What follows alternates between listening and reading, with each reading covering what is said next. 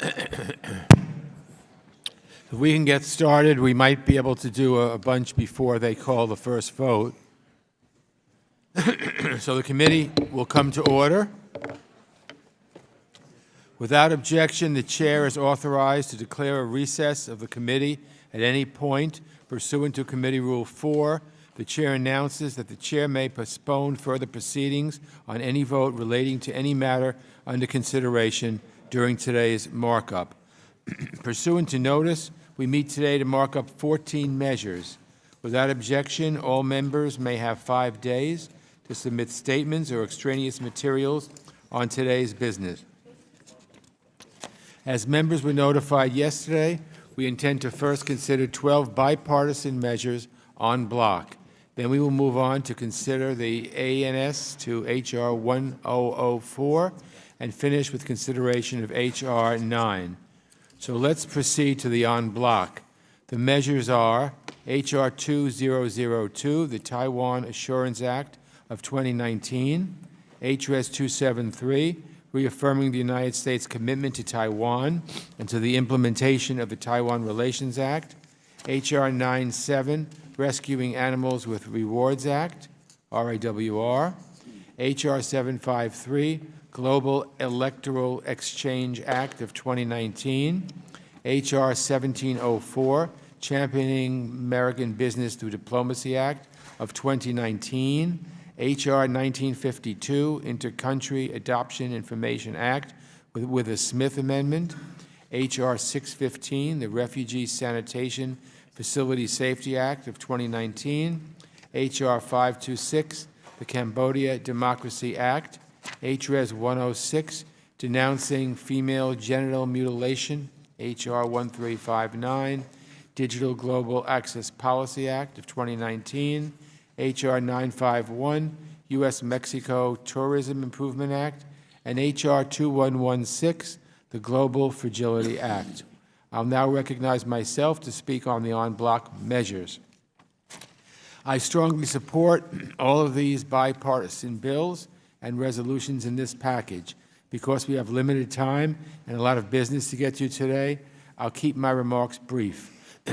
First, I was very pleased to work with Ranking Member McCall on H.Res. 273 and H.R. 2002, two bipartisan measures to further strengthen the U.S.-Taiwan partnership. Tomorrow marks the 40th anniversary of the Taiwan Relations Act, and it's important for Congress to reaffirm our commitment to Taiwan and the implementation of that landmark legislation. Next, we have the Global Fragility Act, another bill that I introduced along with Mr. McCall. This legislation passed our committee and the House last Congress, and I'm pleased that we're considering it again today. It will help strengthen and coordinate our government's efforts to help countries become stronger and more stable, and thus make it harder for terrorists, criminals, and other violent groups to put down roots. I'm also happy to join with Mr. McCall on H.R. 1704, the Championing American Business Through Diplomacy Act, which prioritizes commercial diplomacy so the State Department can better support American businesses in the global market. When we think of the importance of diplomacy for American businesses, we must look at our southern border. Mexico is one of our largest trading partners, and the proximity between our two nations makes the U.S.-Mexico tourism industry an important economic driver. The U.S. tourism industry would suffer if President Trump follows through on his ill-advised desire to close the U.S.-Mexico border. The U.S.-Mexico Tourism Improvement Act, a common-sense bill introduced by Mr. Cuellar and Mr. McCall, would benefit both our countries. This legislation will increase exchange programs in a number of economic sectors and demonstrate the kind of mutually beneficial partnership Congress wants with Mexico. I'm also happy to support Mr. Yoho's Cambodia Democracy Act. This bill codifies existing sanctions to hold Cambodia's leaders accountable for their crackdowns on democracy and stripping the Cambodian people of their rights. We have two other strong measures on human rights before us today as well. H.Res. 106, introduced by Ms. Frankel and Mr. Perry, rightly denounces female genital mutilation as an egregious violation of women's and girls' human rights. And Ms. Meng and Mr. Zeldin's Refugee Sanitation Facility Act, will help provide women, girls, and other vulnerable populations with safe and secure access to sanitation facilities in refugee camps. We also have a number of other good bipartisan measures that our committee passed last Congress. First, the Inter-Country Adoption Information Act creates more transparency in the international adoption process so prospective parents are better informed about policy changes that could affect their adoptions. Next, the Rescuing Animals with Rewards Act, which embraces and enhances U.S. efforts to combat wildlife trafficking by authorizing rewards for information leading to the arrest or conviction of those engaged in the illicit wildlife trade. The Digital Global Access Policy Act, which passed the House last year, makes it a U.S. foreign policy priority to promote Internet access in the developing world. And finally, we have the Global Electoral Exchange Act, which also passed the House last Congress. This bill, introduced by Mr. Castro and Mr. Meadows, would establish a program at the State Department to exchange best practices for elections around the world. I'm pleased to support all of these bills, and I'd like to thank our members for their hard work. And now I'll recognize my friend, our ranking member, Mr. McCall of Texas, for any remarks he might have. Thank you, Mr. Chairman. Today our committee will mark up and pass key legislation that will expand our economic prosperity and strengthen our national security. One of today's bills is my Championing American Business Diplomacy Act, which I'm pleased that my friend Chairman Engel co-sponsored. Legislation makes the promotion of U.S. economic interest a principal duty of our missions abroad. It also requires economic and commercial training for our diplomats serving overseas. By creating more international opportunities for American businesses, we can push back on growing Russian and Chinese influence across the globe. We will also be marking up legislation that recognizes and strengthens our relationship with Taiwan. Taiwan is a strong democratic ally and is increasingly under threat from Communist China. My Taiwan Assurance Act, which Chairman Engel also co-sponsored, reaffirms our support for Taiwan's defense capabilities and advocates for their participation in international organizations. As we celebrate the 40th anniversary of the Taiwan Relations Act, it is important for our Taiwanese friends to know that our alliance will only grow stronger. Although our national security strategy has prioritized threats from rising nation states, we cannot forget about threats that stem from weak and fragile states. These states are underdeveloped and often suffer from violent conflicts that are exploited by terror groups. Our Global Fragility Act, which establishes the Global Fragility Initiative, will serve as an interagency policy framework to better coordinate and prioritize our efforts to stabilize conflict areas. This will help prevent violence and extremism from spreading around the world. This is an important bipartisan bill that could have very positive results over time. We will also consider legislation to combat wildlife trafficking, denounce the barbaric practice of female genital mutilation, improve tourism between the United States and Mexico, strengthen inter-country adoption, and support democratic movements around the world. I believe these bills should win strong bipartisan support from our committee, and I look forward to seeing them pass on the floor of the House. With that, Mr. Chairman, I yield back. Thank you, Mr. McCall. Does anyone seek recognition for the purpose of speaking on the en bloc package? Ms. Omar. Mr. Chairman.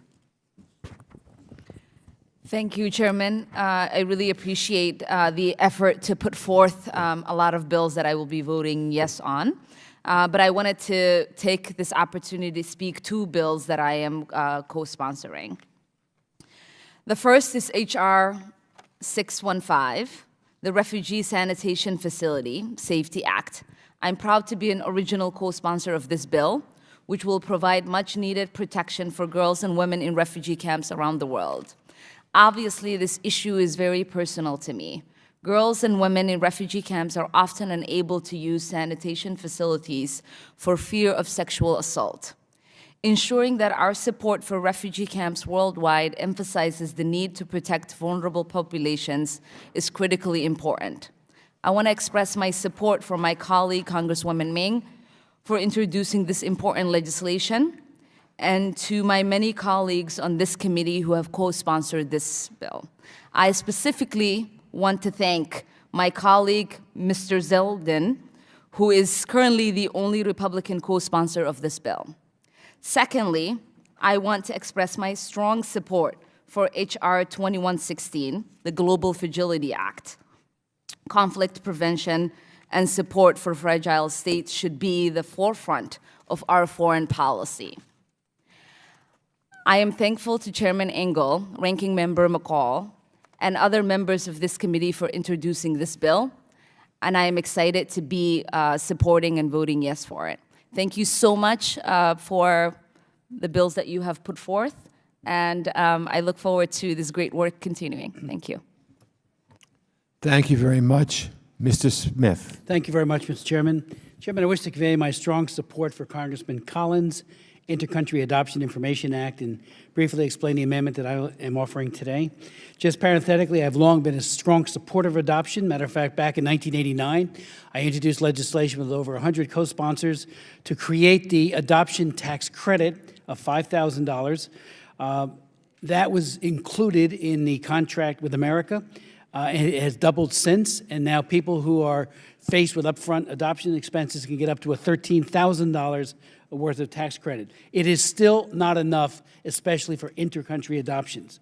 As we all know, all too often parents who are willing to open their hearts and homes to meet are met with resistance from foreign governments who hold children hostage. In the past, we saw this happen in countries such as Ethiopia and the Democratic Republic of Congo, and I've had hearings on the DRC and that policy that they had, though with the change of leadership, both countries, we believe, are changing. Beyond external obstacles placed on foreign governments which we cannot control, there are ones which we can control within our own government. Chief among them are the onerous fees that adopted parents must pay. A Senate Appropriations Committee report last year called upon the State Department to assess whether such fees place, and I quote, undue financial burden on families seeking to adopt internationally, especially low-income families, families seeking to adopt sibling groups, or families seeking to adopt children with disabilities. Despite this directive, the State Department did not provide this information, hence the need for this amendment. I hope members will support it. It will require a report within 180 days of the law's enactment, so we do not have to wait over a year to obtain this information. I yield back and thank you. Thank you. Are there any other members seeking recognition on the en bloc? Ms. Houlihan. Thank you, Mr. Chairman.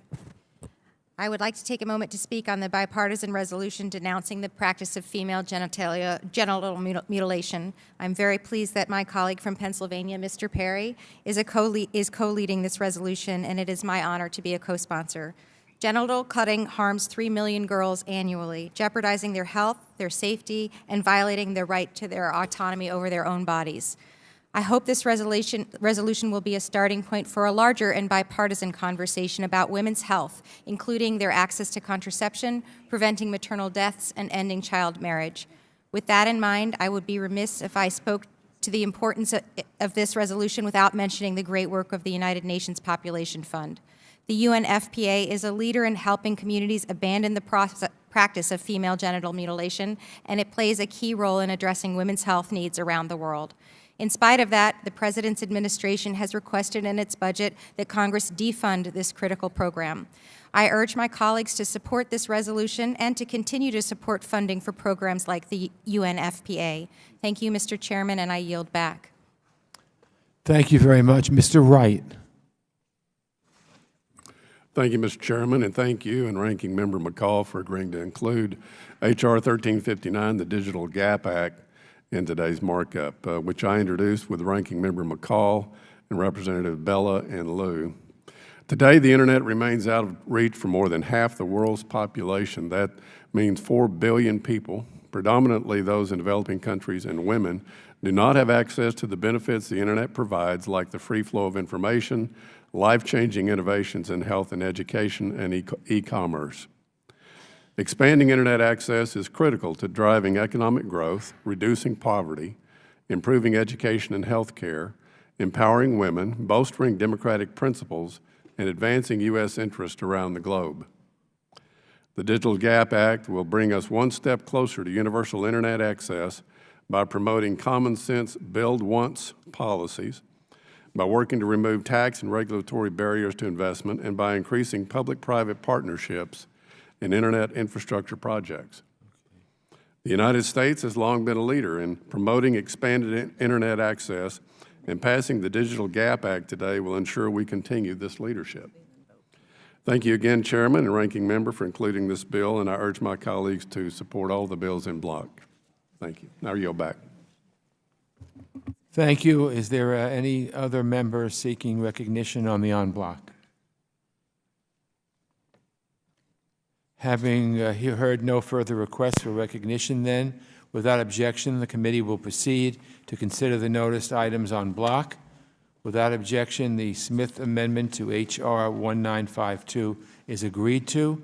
The question occurs on the measures en bloc as amended. All those in favor say aye. Aye. Aye. All those opposed, no. In the opinion of the chair, the ayes have it.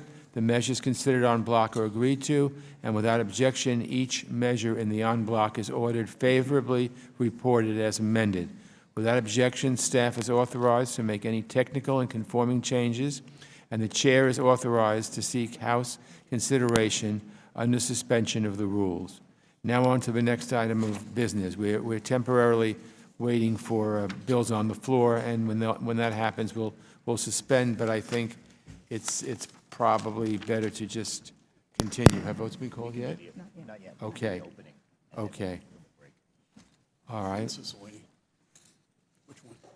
Pursuant to notice for purposes of markup, I now call up H.R. 1004, prohibiting unauthorized action in Venezuela Act. The clerk will report the bill.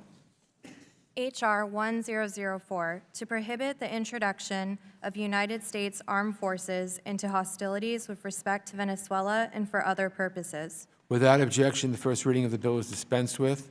Without objection, the bill shall be considered as read and open to amendment at any point. I now offer an amendment in the nature of a substitute. The clerk will please report the amendment. Amendment in the nature of a substitute to H.R. 1004, offered by Mr. Engel and Mr. Cicilline. Strike all after the enacting clause and insert the following. Section 1, short title. This act may be cited. Without objection, the reading of the amendment will be dispensed with. Without objection, the amendment in the nature of a substitute will be considered base text for purposes of further amendment. And I now recognize myself for remarks on H.R. 1004. First of all, I want to thank Mr. Cicilline for authoring this bipartisan bill and for his testimony before this committee last month. Having just returned from the Colombia-Venezuela border, it saddens me to see just how quickly conditions in Venezuela are deteriorating. I heard truly heartbreaking stories from so many migrants and refugees who have fled the country. And I am pleased that in the past month our committee advanced 3 key pieces of legislation, all of which passed the House, that keep the pressure on Nicolas Maduro and support the Venezuelan people.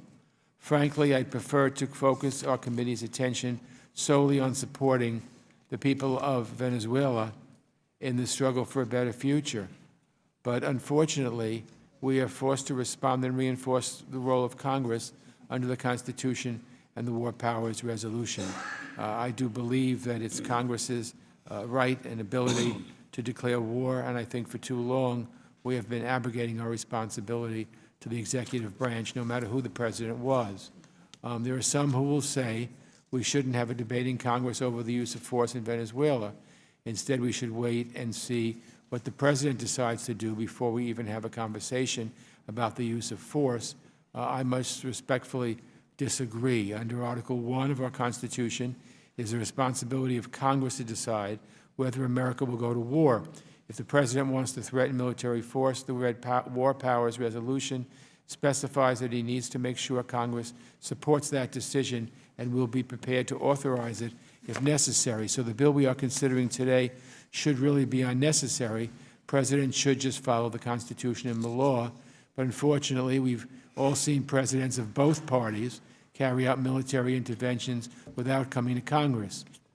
So today's legislation simply reasserts the legal requirement that the president must work with us now, not after U.S. troops are put in harm's way. We've ceded our authority for far too long, sitting on the sidelines. If we don't take action, the executive branch will keep disregarding the law and ignoring our role in this process. I've said it before, and I'll say it again. Maduro is a kleptocratic dictator, and the Venezuelan people deserve better. We must continue to assert pressure on the regime and provide support for the Venezuelan people. None of this effort is undermined by reminding the Trump administration that they must uphold the Constitution and come to Congress for any military authorization. To avoid this conversation would be irresponsible and a shirking of our most solemn responsibility. So I support this measure, and I urge all members to join me in doing so. And I'll now recognize our ranking member, Mr. McCall of Texas, for the purpose of his remarks on H.R. 1004. Thank you, Mr. Chairman. I strongly oppose H.R. 1004, and I'm gravely concerned that this exercise today is both dangerous and political. I understand the majority wants to send a message to President Trump. And sadly, most Democrats won't directly recognize Juan Guaido as a legitimate interim president. But it's the Venezuelan people who are fighting for their freedom that this measure will hurt. Simply put, the ultimate winner of this markup in our division here today is Maduro and his failed socialist regime.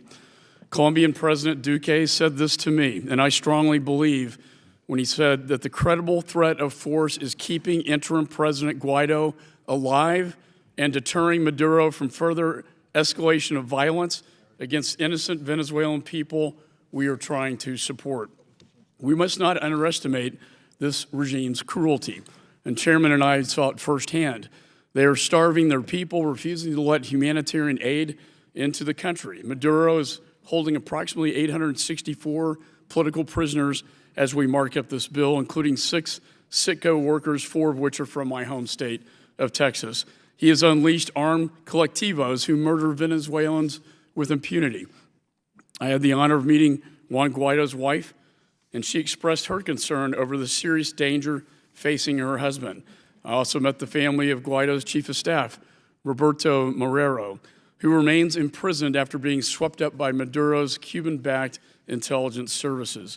Shortly after we met, the Maduro regime revoked Guaido's parliamentary immunity and is threatening to arrest him based on allegations of terrorism.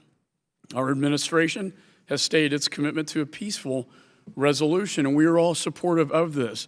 But the conditions on the ground are getting worse, not better. I just visited the Venezuela-Colombian border with Chairman Engel and witnessed the devastation and the humanitarian crisis. 50,000 Venezuelans escape every day, and Maduro is solely to blame. The U.S. sanctions are working, but they need more time to have effect. The administration has made clear that more can and will be done to financially constrain the regime. Last week, I was with Vice President Pence at a speech in Houston where he announced a new round of sanctions targeting Venezuelan oil shipments to Cuba. We have a coalition of 54 countries supporting the opposition. Maduro is feeling the heat. We should not give him reason to breathe a sigh of relief. We all want to see a peaceful transition in Venezuela through free and fair elections. And to make this happen, Maduro must understand that the best outcome is to step down and leave the country peacefully. However, this legislation jeopardizes that outcome by appearing to take military force off the table and handing a propaganda win to Maduro. It also emboldens the Cubans and the Russians, who are the real interventionists in Venezuela. And speaking of Cuba and Russia, I would not be surprised if this bill helps create propaganda showing division in Washington over our policy in Venezuela during this markup.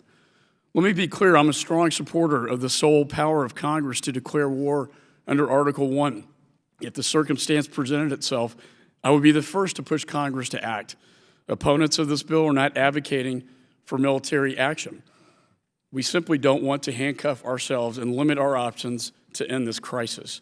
So I hope that my colleagues can recognize the dangers of passing this bill at this time and join me in voting against it. Any actions this Congress takes regarding Venezuela, in my judgment, should be bipartisan and demonstrate unity of our common values of freedom and democracy, which we all stand for. The Venezuelan people have suffered enough. Let's not let this bill complicate their efforts to achieve freedom from socialist tyranny and put an end to this humanitarian disaster. With that, I yield back. Thank you, Mr. McCall. Votes on the floor have been called. So I'm going to do a recess now.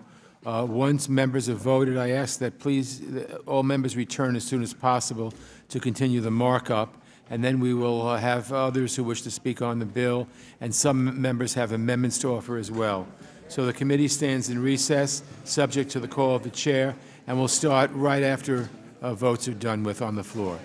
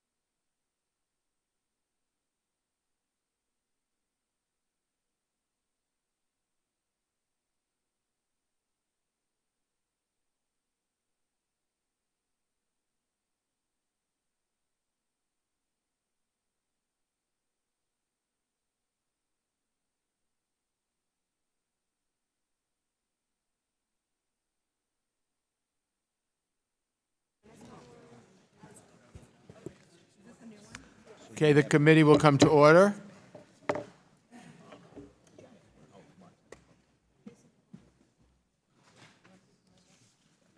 I realize that members wish to speak on the bill. Some members may wish to speak on the bill, and that some members may have amendments to offer.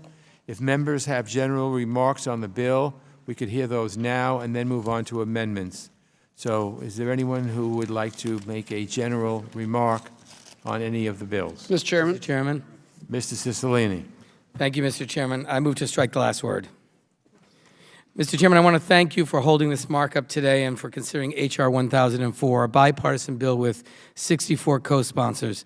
As the Chairman noted, we are offering an amendment in the nature of a substitute to be considered as base text, and I ask all of my colleagues on the committee to support this legislation.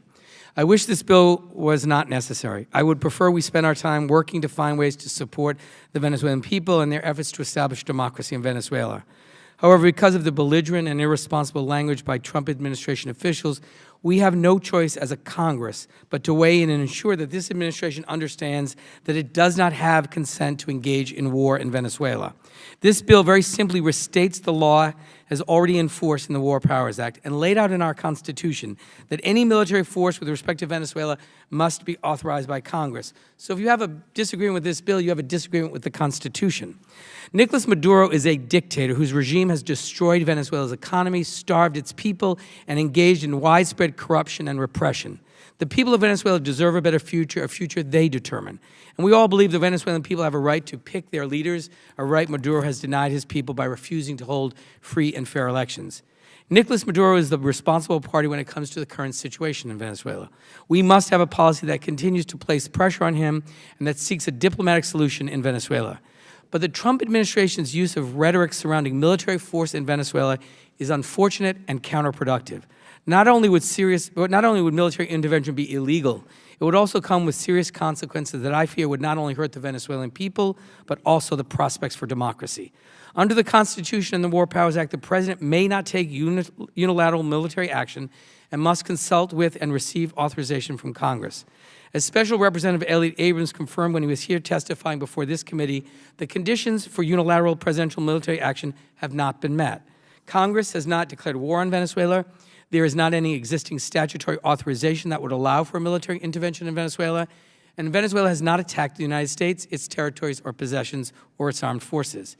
Yet the administration continues the drumbeat of aggressive, saber-rattling rhetoric, promoting military intervention as an option, the only country of the coalition that continues to make that claim.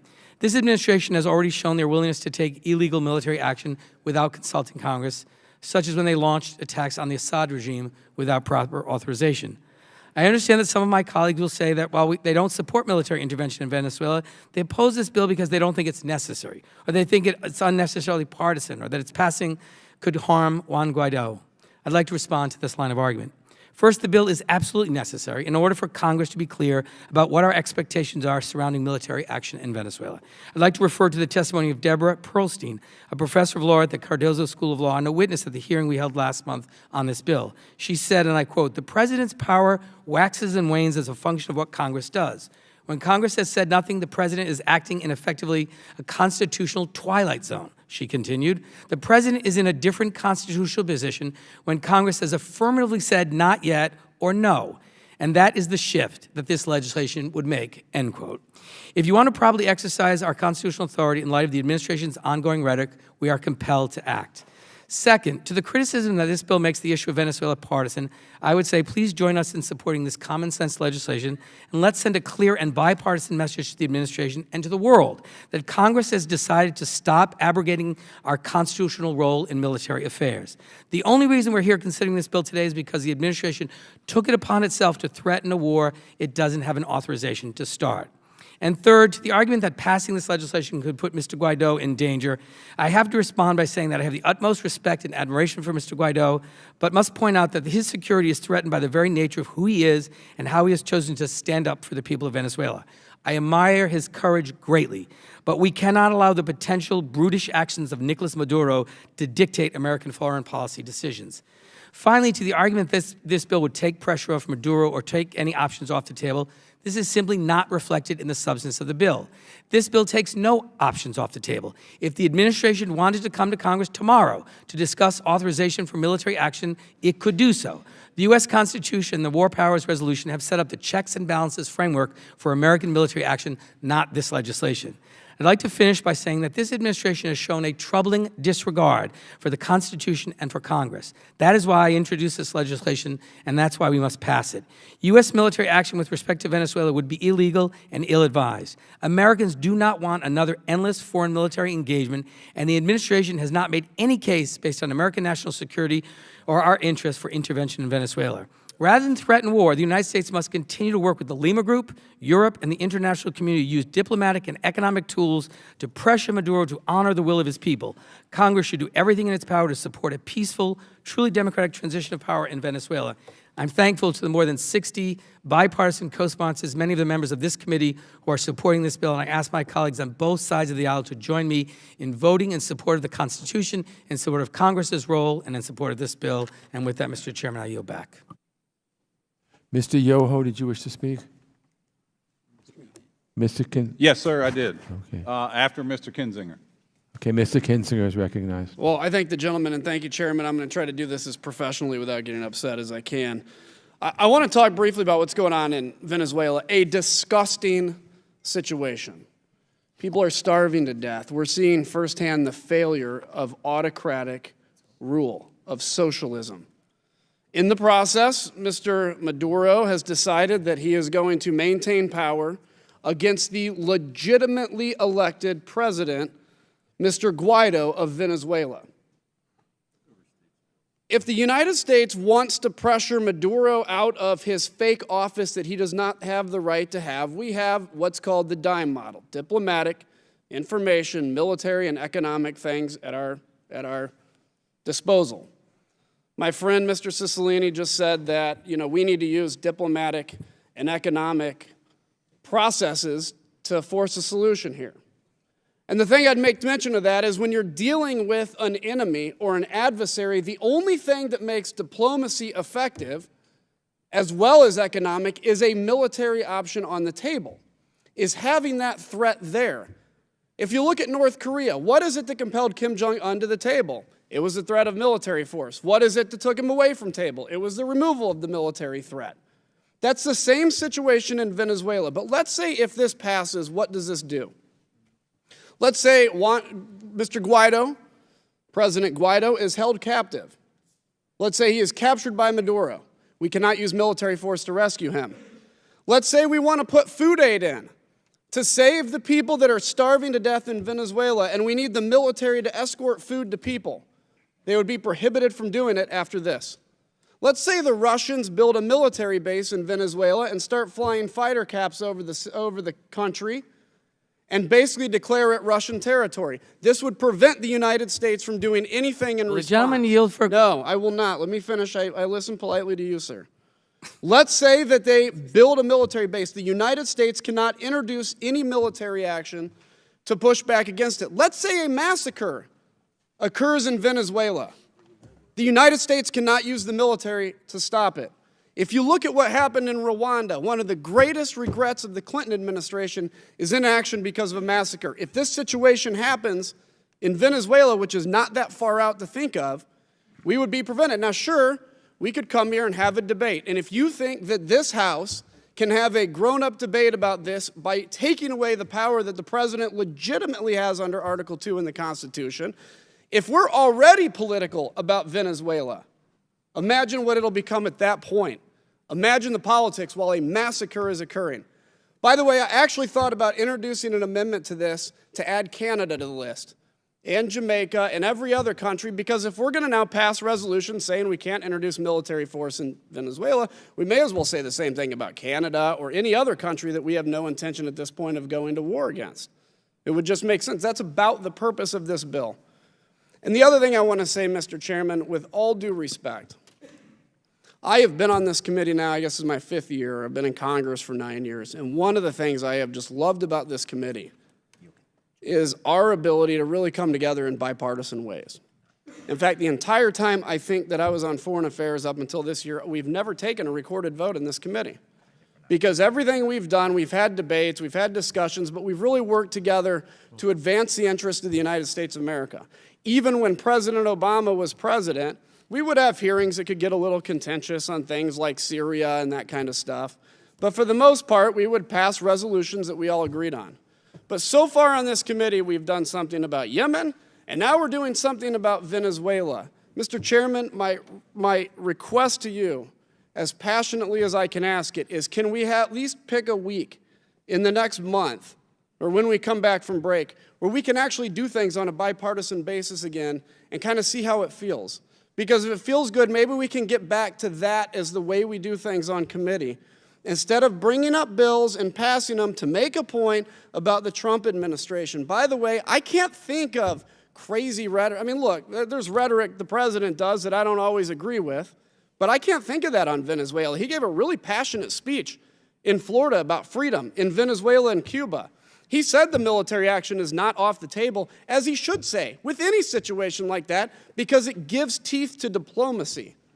So this is an answer in search of a problem. There is no problem, and I don't know why we're taking this up. I had actually thought we were going to have a hearing and let this go away, but again, we're back here. So, look, I'm fired up. I'm passionate about it. I respect everybody on this committee, but this is just really bothersome to me, and I yield back. Well, I'm sorry that the gentleman thinks that people should not be allowed to express their opinions on the Foreign Affairs Committee. I've been on this committee a long time, and I believe that we ought to have more people speaking their mind, not less. Anyone on this side? Mr. Sherman. I'd just like to briefly respond to the last speaker. There is no more bipartisan committee in Congress than this one, and in fact, this very markup, we have quite a number of pieces of bipartisan legislation that will pass. It is true that watching Congress does not inspire one that this is the finest decision-making body assembled in history. But to say for that reason we should leave all decision-making about matters of life and death to this administration, I think that goes a little too far. Especially it goes too far under our Constitution, which vests in Congress the right to send this country to war. This is a very reasonable proposal. It says we should not invade Venezuela. If there are developments that come up, the President can call us into special session and we can deal with them immediately. But to say that to support this bill is to ignore the genocide in Rwanda and the lessons that it taught us is absurd. It is far more likely that this administration will invade Venezuela and do harm than it is that we're going to see a Rwanda-style genocide in Venezuela that somehow the Trump administration would prevent were it not for this bill. With that, I yield to the gentleman from Rhode Island. I thank the gentleman for yielding. I attempted to ask the gentleman who was just speaking, my Republican colleague, a question. And the question is, the scenarios that you described for the committee that were horrific, and you said this bill would stop us from doing anything about it. That is absolutely not true. Nothing in this bill would limit the ability of Congress to authorize intervention in any way we see appropriate. It simply reaffirms that Congress has a role and that we be held accountable for those decisions. It's easy to say, you know what, Mr. President, you make this decision. We'll avoid our responsibility, because then we avoid the tough decisions. That's what we were elected to do. That's what the Constitution requires, that we deliberate, that we, before we send men and women into harm's way, to risk their lives in defense of our country, that we own that responsibility, that we debate it and we vote on it, because we reflect the will of the American people. So it's nothing in the legislation changes the Constitution. It doesn't limit the president's power. It doesn't change the Constitution. It simply is a reminder, in light of the rhetoric of this president, that Congress must authorize military action. That's all it is. This is about reaffirming our responsibility. The reason we don't have Canada in the bill is I haven't heard the president threaten military action in Canada. But we've heard him say repeatedly, military option is on the table, then I just heard people say, oh, it really isn't, we don't want to do it, then you should vote for the bill. This is about preserving Congress's role as a deliberative body in decisions of war and peace. That's what we were elected to do. That's what we get paid to do. I know it's easier if we avoid the tough decisions and just leave it up to the president. Our Constitution requires something more. And so all I'm asking is to support this bill, which just reaffirms. And by the way, the group, the international group, the Lima group, they all managed to be playing a very productive role in a peaceful transition to a democracy without the threat of military force. The United States is an outlier. We don't need to be in that position. This is a moment for Congress to do its job, to assert its authority as set forth by our founding fathers in our Constitution, and to be responsible before we send men and women into harm's way. I'll reclaim my time. I think the gentleman makes an excellent point, and I think that if action in the future should be taken in Venezuela, this Congress can make a well-reasoned decision. I then yield back and then recognize the gentleman, Mr. Yoho. Thank you, Mr. Chairman. And this is a very important topic, obviously, to go on this long. I just want to remind my colleagues, not just on the other side, but all of us here, we're making a decision here in a bill form versus a resolution saying that the president can't do this. And I don't remember the president saying he was going to go in there. He just said all options are on the table. And I think with the tinderbox that Venezuela is right now, I think what you're seeing play out there is it's not about Venezuela. This is a lot more than Venezuela. This is the Cuban government that has been propping up Venezuela for years with 10 to 40,000 troops protecting Maduro, before that, Chavez, and then you've got the Russians in there. And if Venezuela falls, so does Cuba. And so to take military option off the table, and the president, like I said, he never said he was going in there, and I truly believe that if he was, he would come to Congress and ask for that authority. But to play into the hands of the Maduro regime, the Cuban regime, the Russians, who are probably watching this, saying, look at the Americans. They're divided on this issue in their own party, and we haven't done anything. We are worried about it. This is not a genocide. My colleague, Mr. Sherman, said there's no genocide there like Rwanda. Let's hope there's not. There wasn't a genocide in Syria, but now there's over 500,000 people that have been slaughtered because Russia got in there and backed up Assad. Do we want that same thing in our hemisphere? And I asked my colleague from Rhode Island, who's a small business owner, are you doing this for the benefit of the Venezuelan people, or is it for a disdain for this president? I'm happy to answer if you'll yield. I'm not going to yield that. Well, you asked a question. Now you're going to yield to let me answer it? I'm not going to. I've got to yield some time to my colleague here, Mr. Kinzinger. Well, I thank the gentleman, and just a couple of points. The key in Venezuela right now is getting the military to abandon the fake regime, the Maduro fake regime. When you take military off the table, the military is not very compelled to abandon the regime because they don't see a threat. They see the Russians introduced there. They see, tens of thousands of Cuban people holding up the regime. The mere threat of force can cause the military to abandon Mr. Maduro. Secondly, to my friend, you mentioned that this really does nothing outside of the War Powers Act. The War Powers Act gives the president flexibility to move, and then he has to advise Congress, and then eventually it comes to Congress for a vote. This expressly prohibits the president from introducing any military force unless it's to rescue a U.S. citizen. So it expressly prohibits the U.S. from using military force to create a humanitarian corridor, to rescue Guaido, to stop a genocide. I'm not saying a genocide is going to happen, but who knows what can happen in this environment, any flash kind of issue like this. This bill expressly prohibits that. So it would be actually pretty hard to say that the president can act within the War Powers Resolution when this bill, if passed and signed into law, of course it won't be, when this bill says the president can't do anything unless it's in defense of an American who's being held hostage. And I also want to make one other quick point. I supported President Obama in his actions in Syria in 2013. I wanted the president to attack the regime. The president came to Congress. The president, I don't think, needed to come to Congress in 2013. He could have made the decision on his own, like President Trump did, in fighting back and pushing and enforcing the red line against chemical weapons. When it came to Congress, and I'll blame my side as much as anything for this, it became political when he brought it to Congress and we did not give him the authority to attack. And we look in the Middle East, and most people would agree the biggest mistake ever made in Syria was the failure to enforce the red line in 2013. And there have been another number of mistakes since then. I'm not playing the old what ifs and the way back game. But I am making the point that I believe a president should have the ability to do foreign policy on a speed-type situation like this without every little tiny action having to come to Congress, because I'm not commander-in-chief and nobody in here is commander-in-chief. With that, I'll yield back to the gentleman from Florida. I appreciate your You ready? comments. No, not right yet, but I appreciate you trying. We need to keep in mind that the legitimate president is President Guaido, and we are weakening his hand to take over as a legitimate president of that country when they see the Americans saying, well, you know what, we're backing away from this, we're going to let whatever happens.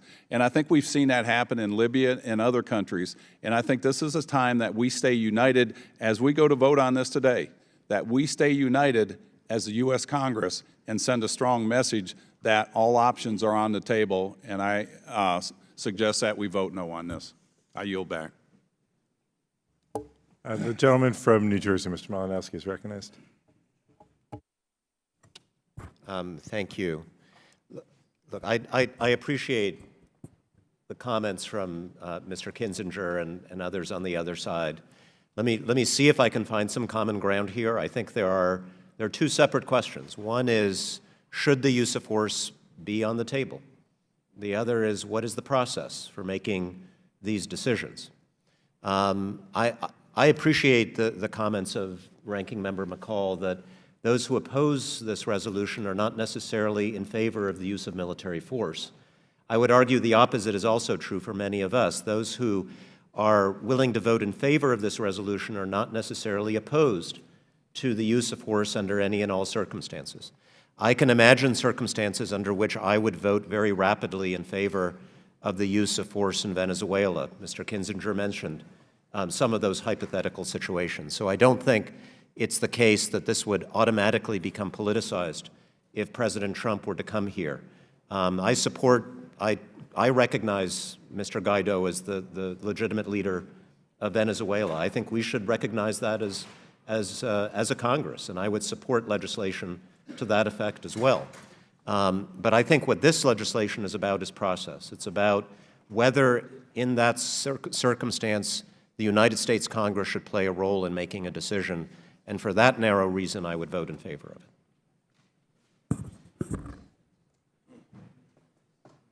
I yield. I am. Anyone? No? Who? I'm sorry, Mr. Perry is recognized for 5 minutes. Thank you, Mr. Chairman. Members of the committee, I think the process is clear. The Constitution is clear.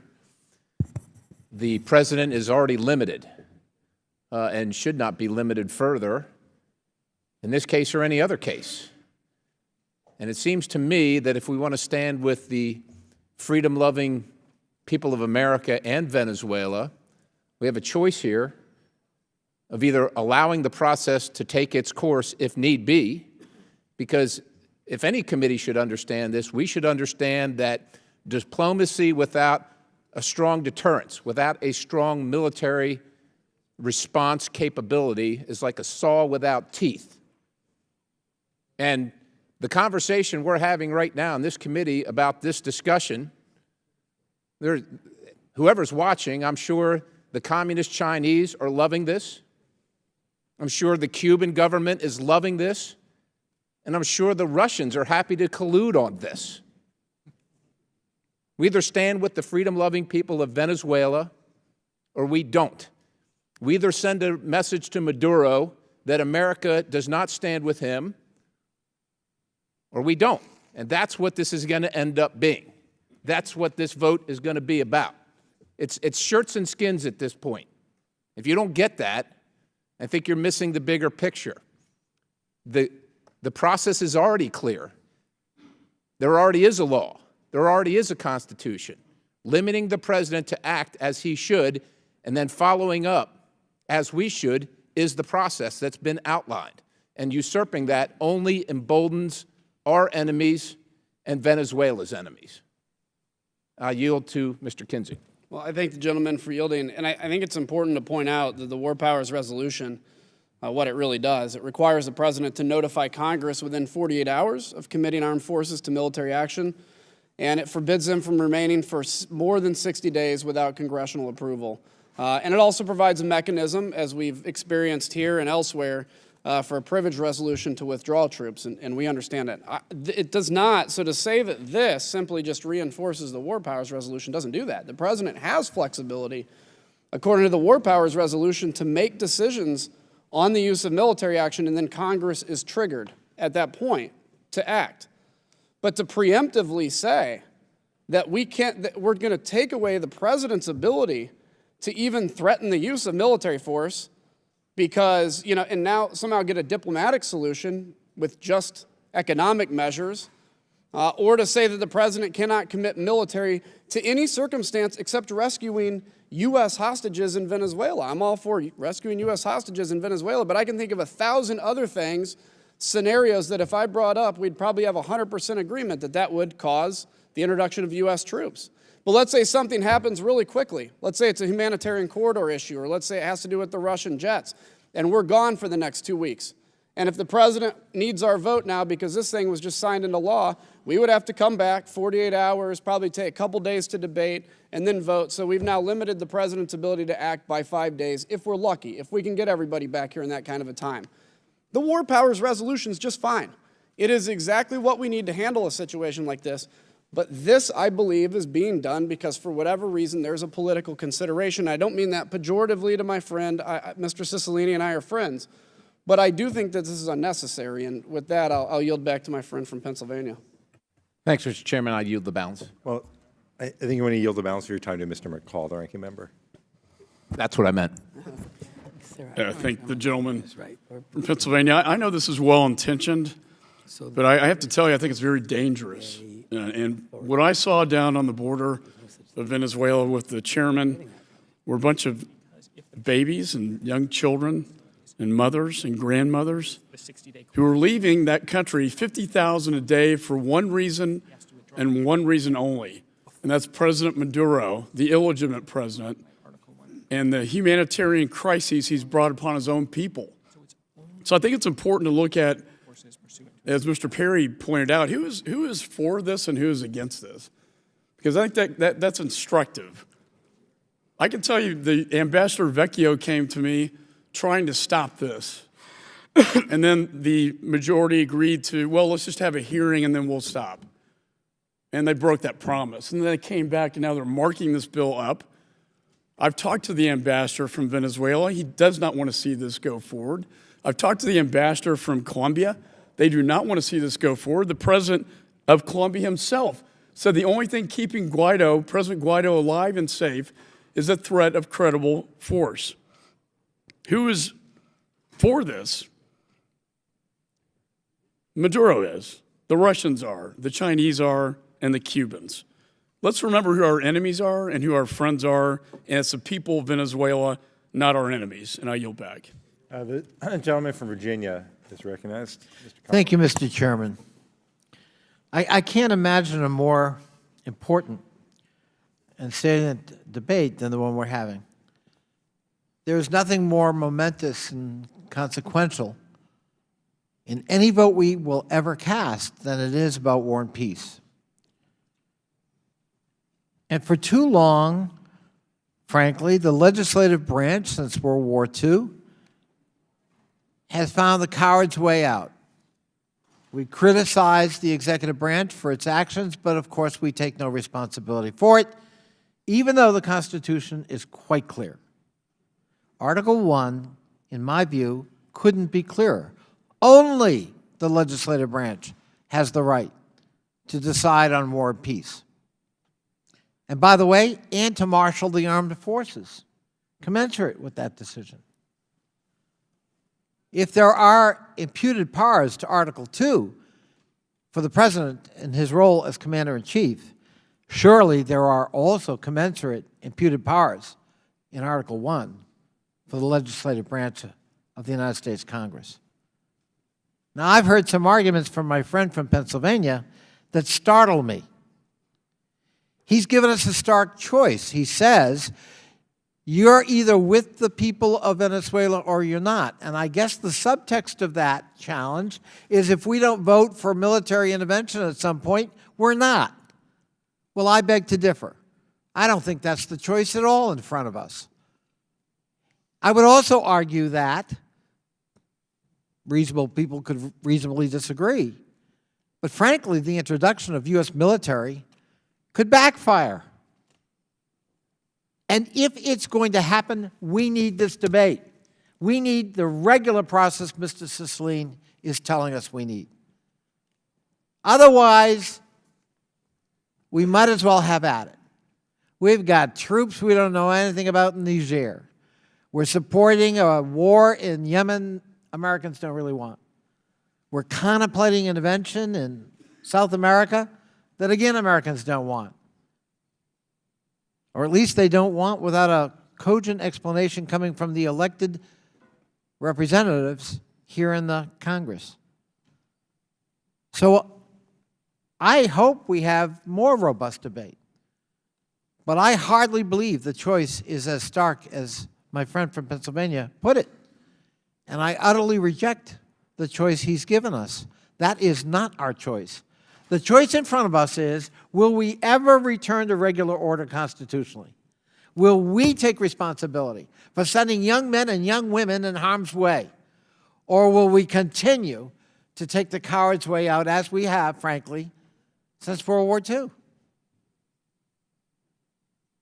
This resolution is a step in the right direction, is a step in restoring responsibility and taking responsibility as the separate but co-equal branch we are supposed to be, and commensurate with the powers explicit and implied in Article 1 of the Constitution of the United States.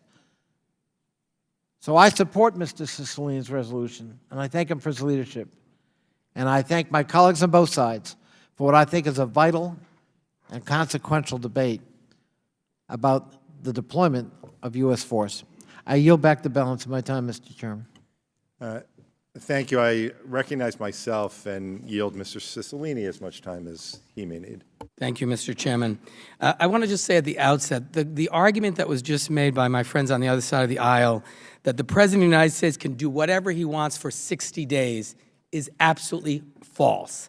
The War Powers Act only triggers a 60-day period once the President has engaged the military, and he can only do so, according to 1541C, in three circumstances. The President may only exercise pursuant to a declaration of war, a specific statutory authorization, or a national emergency created by attack upon the United States, its territories, or its armed forces. So it's only if the President acts pursuant to one of those three conditions that the 60-day clock is triggered. And so this notion that the President can actually do whatever he wants is very disturbing to hear, because Article 1 vests that responsibility in Congress. So I want to correct that record. That is a false assertion that the President is permitted and that this bill narrows in any way the President's authority. This mirrors the exact language of the War Powers Act, this resolution. So it doesn't narrow the President's ability at all. That's number one. Number two, I always am alarmed when I hear what heads of other foreign governments shaping American foreign policy. There are just as many people who believe that Maduro uses this threat of military action by the United States in propaganda to rally people in his country to his side. The threat, when you consider U.S. history in this region of the world. So there are lots of very smart military and diplomatic thinkers who think it is essential that Congress reassert its authority in this moment. And with respect to the question I never got to answer that Mr. Yoho asked, this is about fundamental question of war and peace, whether or not the Congress of the United States is going to fulfill its responsibility and have a serious debate and be accountable for what we decide. And all of the other countries that have been involved in this have managed to play a productive role, the Lima Group, the Europeans, without the threat of military force. And you know what would be especially wonderful? If the world, the Venezuelan people and the world watched the United States honor its Constitution, honor the rule of law as we're promoting democracy in Venezuela, act democratic here in America and not violate our Constitution, not surrender our responsibilities as member of Congress. Let's show them by example that we debate tough issues, that Congress in the Constitution is given this responsibility, and we meet the responsibility. Let's model really good behavior as a vibrant and strong democracy and not surrender the authority that Congress has by our Constitution and by the great people of this country. And so I thank the gentleman for yielding and yield back the balance of my time. I thank the gentleman, and I yield back. Is there any further discussion on the bill? Seeing none, are there amendments at the desk? I have an amendment at the desk. Mr. Sherman is recognized. Clerk will please report the amendment. Sherman Amendment Number 1, amendment to the amendment in the nature of a substitute to H.R. 1004. Amendment Section 2C to read as follows. Role of I construction. move we dispense with reading of the amendment. Without objection, Mr. Sherman is recognized. The bill is perhaps controversial. I think it's well thought out and necessary. Hopefully this amendment will not be controversial. If you like the bill, this makes it better. If you don't like the bill, this makes it better. It just clarifies a few things. First, it makes it plain that nothing in this bill is an authorization or a direction to the president to send military force into Venezuela. If the president was listening to this debate, I think that would be apparent to him in any case. Second, rule of construction is it provides that this bill does not prevent efforts solely for the purpose of rescuing United States citizens in Venezuela. With that, I would hope that this would be regarded as a non-controversial amendment and move forward quickly. I yield back. Time of the gentleman has expired. Is there further debate on the amendment? Question is on the amendment. All those in favor say aye. Aye. Aye. All opposed, no. No. In the opinion of the chair, the ayes have it, and the amendment is agreed to. Are there other amendments? Any other requests for recognition? Seeing none. Yeah. Question is on the amendment in the nature of the substitute. All those in favor say aye. Aye. All opposed, no. No. In the opinion of the chair, the ayes have it.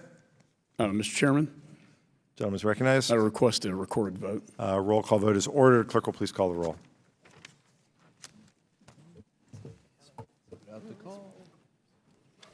Bring those guys back here. Mr. Sherman. Aye. Mr. Sherman votes aye. Mr. Meeks. Mr. H.Res. Mr. H.Res votes aye. Mr. Connolly. Aye. Mr. Connolly votes aye. Mr. Deutsch. Mr. Deutsch votes aye. Ms. Bass. Mr. Keating. Mr. Keating. Mr. Keating votes aye. Mr. Cicilline. Aye. Mr. Cicilline votes aye. Mr. Barra. Aye. Mr. Barra votes aye. Mr. Castro. Mr. Castro votes aye. Ms. Titus. Mr. Espaillat. Mr. Espaillat votes aye. Mr. Liu. Mr. Liu votes aye. Ms. Wild. Ms. Wild votes aye. Mr. Phillips. Mr. Phillips votes aye. Ms. Omar. Ms. Omar votes aye. Mr. Allred. Mr. Allred votes aye. Mr. Levin. Mr. Levin votes aye. Ms. Spamberger. Ms. Spamberger votes aye. Ms. Houlihan. Ms. Houlihan votes aye. Mr. Malinowski. Mr. Malinowski votes aye.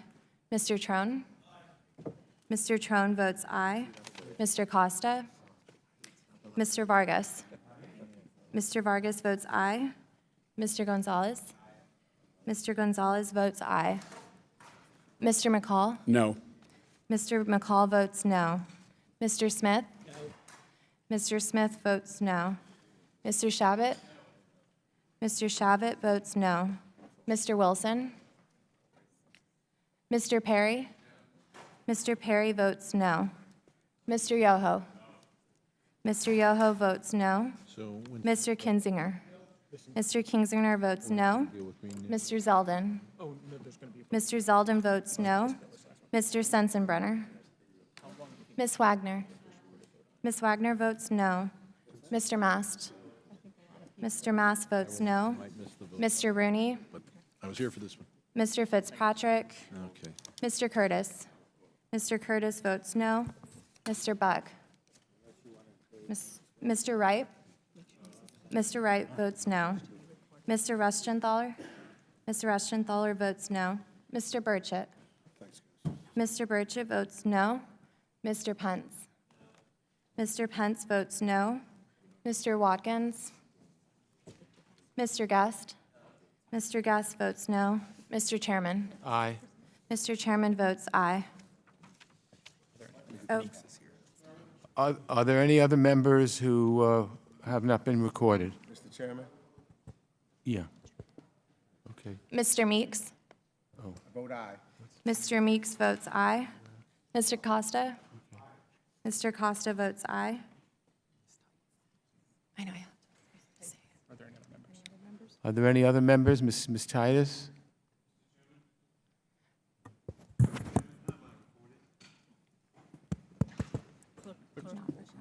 Mr. Wilson, how is Mr. Wilson recorded? Mr. Wilson is not recorded. Mr. Wilson votes no. Mr. Chairman? How is Ms. Titus Ms. recorded? Titus is not recorded. Yes. Ms. Titus votes aye. Mr. Watkins? Mr. Watkins votes no.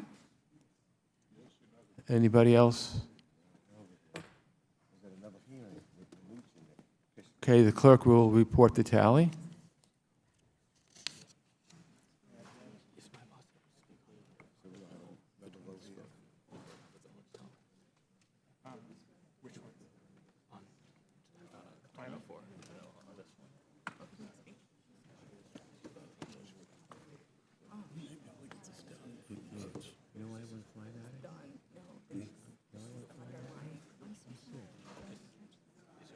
Yeah, it's basically this, or any other members, any other members recognize. You can speak on just, I know that we're talking about. Adriana, you want to get involved in the Queen's election? Yeah, the clerk will report the tally. Mr. Chairman, on that vote, there are 25 ayes and 17 noes. 25 ayes and 17 noes. The amendment is agreed to. The question is to report the Bill H.R. 1004, prohibiting unauthorized action in Venezuela Act, to the House, as amended, with the recommendation that the bill do pass. All in favor say aye. Aye. All opposed, no. No. In the opinion of the chair, the ayes have it. The question is to report the Bill H.R. 1004, prohibiting unauthorized action in Venezuela Act, to the House. Is amended? No, there's no, okay, sorry, scratch it. The measure is ordered favorably, reported as amended. Okay, are we doing this? Pursuant to notice for purposes of markup, I now call up H.R. 9, the Climate Action Now Act. The clerk will report the bill. H.R. 9, to direct the President to develop a plan for the United States to meet its nationally determined contribution under the Paris Agreement and for other purposes, be it enacted by the Senate and House of Representatives of the United States of America and Congress assembled. Section 1, short title. This act may be cited as the Climate Action Now Act. Section 2, findings. Without objection, the first reading of the bill is dispensed with. Without objection, the bill shall be considered as read and open to amendment at any point. And at this time, I recognize myself to speak on the legislation. I will keep my remarks brief. Just last week, we had an impressive panel of military, defense, and international development experts testify about how climate change is a direct threat to the national security of the United States. This isn't news. We've known it for decades. Climate change is a grave threat that transcends borders, and when we face pressing global security issues, the United States is strongest when we work shoulder to shoulder with our friends and partners around the world. That's why the Paris Agreement was such a defining moment for the future of our planet. The countries of the world came together to face this global crisis. At times like these, the world usually looks to the United States for leadership. So when President Trump announced his intention to withdraw from his landmark agreement, it showed the world that America is on the retreat. I think it was wrong. Every nation in the world has signed on to this agreement. If we withdraw, we will be the only country unwilling to step up to this challenge. What does that say about America's role in the world? So we must do better because we are already seeing the consequences of our inaction. Natural disasters, famines, instability, human suffering. The time for action to avoid the worst effects of climate change is rapidly closing. We must demonstrate to the rest of the world and to future generations that we're still committed to taking on this fight. So today our committee is considering legislation to address this issue and reassert American leadership on the world stage. The Climate Action Now Act keeps the United States in the Paris Climate Accord, renewing our country's pledge to address climate change head-on. The Paris Agreement allows every country to determine its own emission reduction targets and to develop a public plan for how to meet these targets. This bill follows that same model. It gives the administration total flexibility to decide what approach we need to follow and what kind of technology we need to use to reach our national targets. H.R. 9 gives all of us an opportunity to show Americans that we hear them, that we take their concerns seriously, and that we are taking action to ensure a healthier, safer, and more sustainable future. This should not be a partisan issue. I strongly support this measure, and I urge my colleagues to do the same. And I'll now recognize our ranking member, Mr. McCall of Texas, for any remarks he might have. Thank you, Mr. Chairman. We can all agree that the climate is changing, as Secretary Pompeo testified to, and that we need to take positive steps to address it. However, I oppose H.R. 9 because, among other problems, it attempts to codify President Obama's greenhouse gas reduction pledge under the Paris Agreement. During last week's hearing on climate change, I was encouraged that both sides of the political aisle expressed a shared understanding of the national security threat of climate change. Witnesses invited by both Democrats and Republicans testified to the importance of technology and innovation to address the challenge. However, the bill before us does nothing to bolster research or promote innovation. Instead, it recommits the United States to President Obama's pledge under the Paris Agreement, which was submitted on behalf of the United States without any role of the Congress. We were not even so much as consulted about his pledge to cut greenhouse gases by 26 to 28% below 2005 levels by 2025. The private sector was also not meaningfully consulted. And not only that, but as Mr. Worthington, the executive director of the U.S. Energy Association, testified to, the administration provided no cost-benefit analysis or economic justification to rationalize its pledge.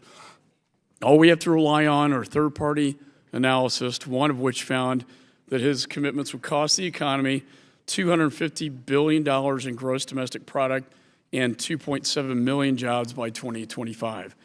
Furthermore, when asked by Mr. Zeldin at last week's hearing whether President Obama should have submitted the Paris Agreement to the Senate for ratification, all four witnesses unanimously, including the three invited by the Democrat majority, agreed that he should have.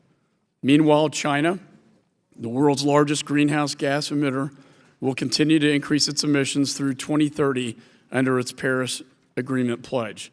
The United States, on the other hand, saw a 14% reduction from 2005 to 2017.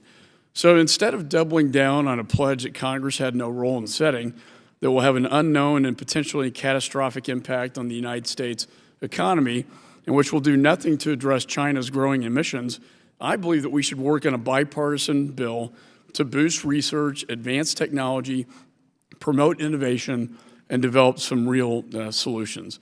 And with that, Mr. Chairman, I yield back the balance of my time. Thank you, Mr. McCall. The gentleman yields back. I realize members wish to speak on the bill and that some members have amendments to offer. If members have general remarks on the bill first, we should hear those now and then move on to amendments. Is there anyone who has general remarks on the bill? Mr. Espaillat. Thank you, Mr. Chairman. Effects of climate change are evident today in more extreme temperatures and more frequent and more intense natural disasters. And many studies and reports affirm a simple fact. Both the causes and effects of climate change have been impacting already vulnerable communities at greater and disproportionate level. Lower income communities, indigenous people, communities of color, agrarian, and other marginalized communities not only are bearing the brunt of the impacts of climate change, but these communities also have lower capacity to prepare for and cope with extreme weather and climate-related events endangering their health and well-being. The people of the Caribbean have faced year-long drought and catastrophic hurricanes that are decimating agriculture. The Northern Triangle faces an extreme dry corridor causing food shortages and further affecting migration trends. Across Asia, rising sea levels threaten island communities, and in southern Africa, shifts in rain patterns strain agricultural production, leading to malnutrition and multiplying the threat of armed conflict and extremism. But it's not just happening to other countries. In my district, Mr. Chairman, black and brown children are experiencing worsening asthma because of increased heat and pollution. Parents come to my office looking for help for their health care and they cannot afford it. This is a local and global issue, and I'm glad that the Foreign Affairs Committee today has demonstrated that we understand the need to address climate change with global solutions. We must incorporate climate justice into all of our policies as we move forward. Every piece of legislation on climate change considered by this House, in every bill we pass and in every hearing we hold, we must ensure that climate justice is addressed. We proactively work to protect the most vulnerable among us. Thank you, Mr. Chairman, and I yield back the remaining part of my time. The gentleman yields back. Is there anyone else who wishes to speak on the bill? Ms. Wild. Thank you, Mr. Chairman. Gandhi once said that a breach of a promise is a surrender of truth. The United States abandoning the Paris Agreement is nothing short of a surrender. Our allies are watching. Our adversaries are watching. We have an opportunity here to fulfill a promise that nearly 200 other countries have made and honored. We also have an opportunity to resurrect the truth about climate change, that it is based on objective scientific evidence and that the United States carbon footprint has contributed to this crisis. We can seize those opportunities by voting in favor of H.R. 9 today. On December 12, 2015, the United States joined nearly 200 countries in signing the Paris Agreement to combat climate change. As part of that agreement, the United States adopted a plan to reduce its carbon pollution by 26 to 28% below 2005 levels by 2025. Today, we stand as the only country that has withdrawn from that global pact, the only country. And even as some refuse to acknowledge the reality of the climate crisis, our country continues to pay the price of extreme natural disasters that grow in force and frequency, which cause loss of life, destruction of infrastructure, and damage to our economy. It should not take one more record-breaking flood or wildfire or hurricane or drought to do what is right. Enough is enough. In order to make good on our commitment, it is imperative that we prohibit federal funds from being used to take any action to advance the withdrawal of the United States from the Paris Agreement. It is also imperative that we call on the administration to develop and make public a concrete plan for how the United States will meet the pollution reduction goals submitted to the world in 2015. Anything short of passing H.R. 9 is a signal to our allies that we are unreliable, a signal to our adversaries that we cede this space to them, and an abdication of our most solemn duty to keep our constituents safe. Thank you. I yield back. Would my friend yield for a question behind you? Yes. I thank the gentlelady from Pennsylvania. I was listening intently to what she had to say, and I thought you said we're the only nation now not a party to the Paris Climate Accord. Is that correct? That is correct. So when President Trump pulled us out, we at least had company in Nicaragua and Syria. That is correct. And now you tell me that they've both joined. So we don't even have Nicaragua and Syria to keep us company. Is that correct? My esteemed colleague, I don't know when Nicaragua decided to rejoin, but Syria ended its holdout in 2017. Wow. What a lonely place to be. I thank my friend. Thank you. I yield back. Mr. Chairman. Are there any other members? Mr. Yoho. Yeah, I'm in opposition to this. And, you know, again, I think politics are being played on this. The United States, thank God, is the only country that pulled out of this because they did show leadership. As Chairman McCall or Ranking Member McCall pointed out, from 2005 to 2017, carbon emissions in the United States of America has gone down 14%. Our production and manufacturing has gone up. Our energy consumption went down 2%. That's leadership. China's commitment to this was, we'll try. Yet it's going to tie the hands of the American consumers to pay for China trying as they pollute. They're putting on coal plant after coal plant after coal plant around the world, not just in China, but in other countries, increasing the CO2 footprint. You know, we've got LNG coming out of this country that is leading an energy revolution, driving down the CO2 cost. And, you know, this whole discussion over climate change, nobody's in denial that it's happening, but it's the cause of why it's happening. And if you look at the anthropogenic effect, yeah, I'm sure humans have contributed to it. But if you look at the natural causes, over 51% of it, according to science, since we are so hell-bent on science, is coming from solar activity. I don't believe you're going to stop that.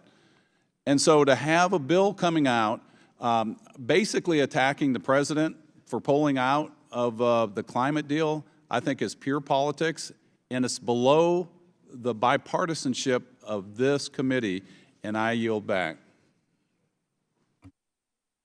The gentleman yields back. Is there any other member that wishes to speak on either side? Yes, Mr. Mast. Thank you, Mr. Chairman. You know, I would just also want to point out, as we discuss this, that many of the members of this committee were not present when we had Secretary Tillerson here discussing the Paris Climate Accord, discussing how the United States of America doesn't simply contribute billions of dollars to a program and just leave the conversation, just give up those resources and say, no, we're not going to play a role in this. We're not going to see what happens to those dollars. Go off and do with it whatever you like. That's not what occurs with this. In fact, we're still present at every conversation having to do with the Paris Climate Accord. We're still actively engaged in this.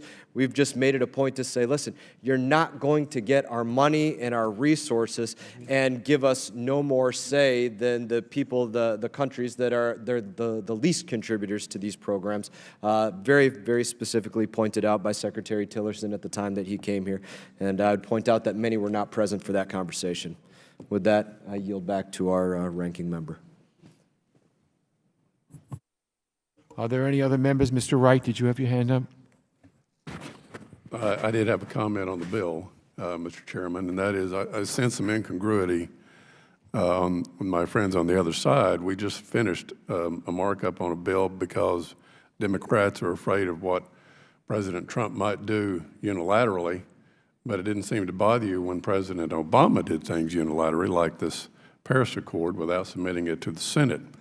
And the reason there was Republican opposition to it then and now is it placed the United States of America at a distinct economic disadvantage vis-a-vis other countries in the world. Now, why any president or any Congress would want to place our own country at an economic disadvantage is mind-boggling. And that's why I will certainly be voting no on this. Thank you.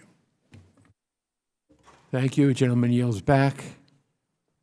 Anyone else? Let's now move to amendments. Is there anyone that wishes to submit an amendment?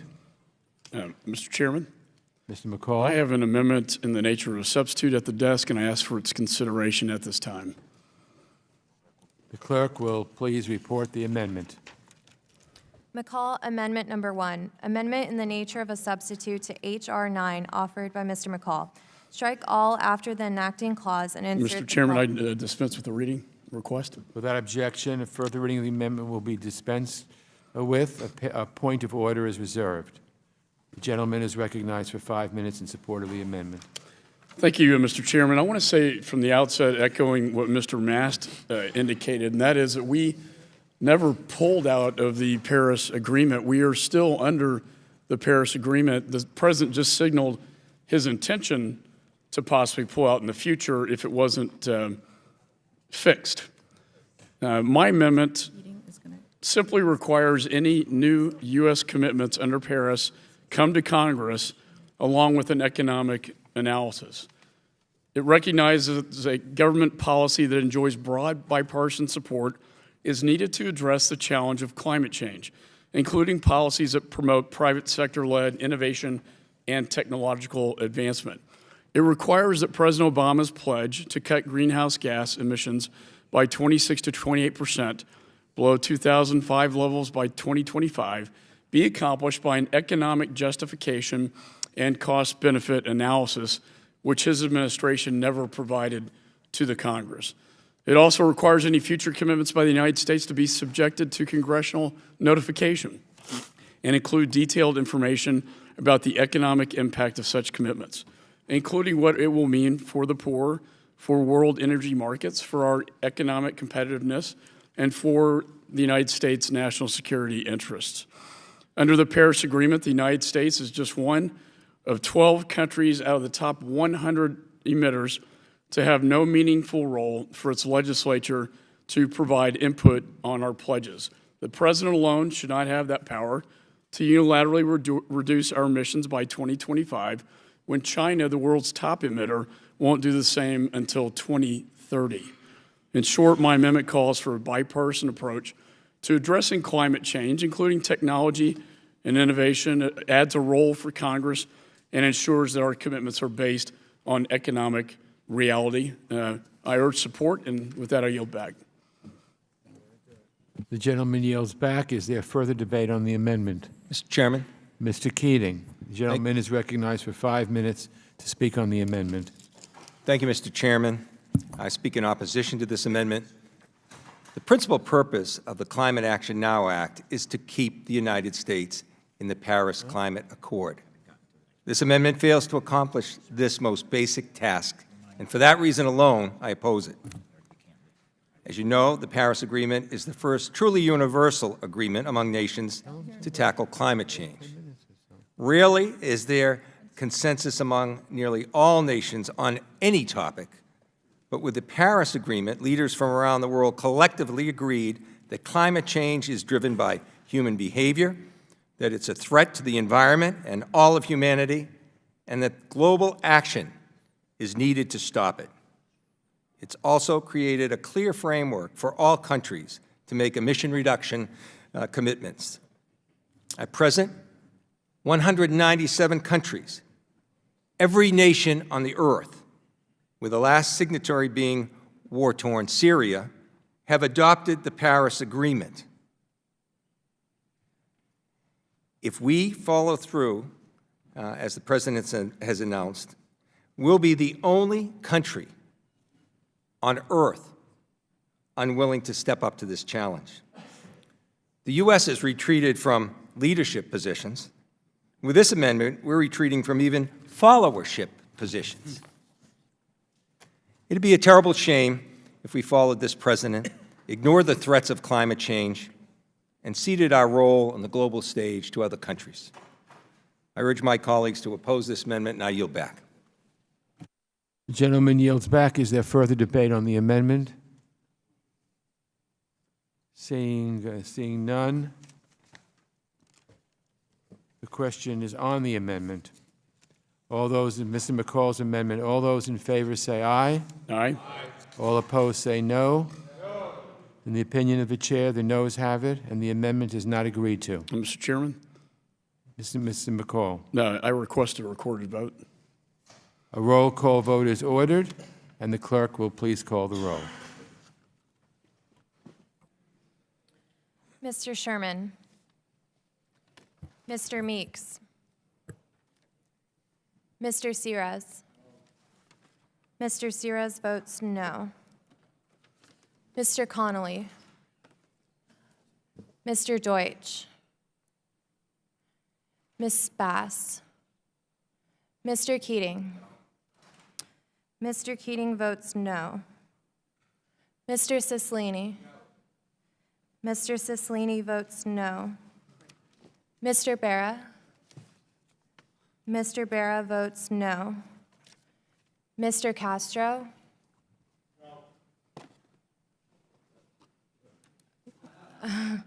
Ms. Titus. Mr. Espaillat. Mr. Espaillat votes no. Mr. Liu. Mr. Liu votes no. Ms. Wild. Ms. Wild votes no. Mr. Phillips. Mr. Phillips votes no. Ms. Omar. Ms. Omar votes no. Mr. Allred. Mr. Allred votes no. Mr. Levin. Mr. Levin votes no. Ms. Spamberger. Ms. Spamberger votes no. Ms. Houlihan. Ms. Houlihan votes no. Mr. Malinowski. Mr. Malinowski votes no. Mr. Trone. Mr. Trone votes no. Mr. Costa. Mr. Costa votes no. Mr. Vargas.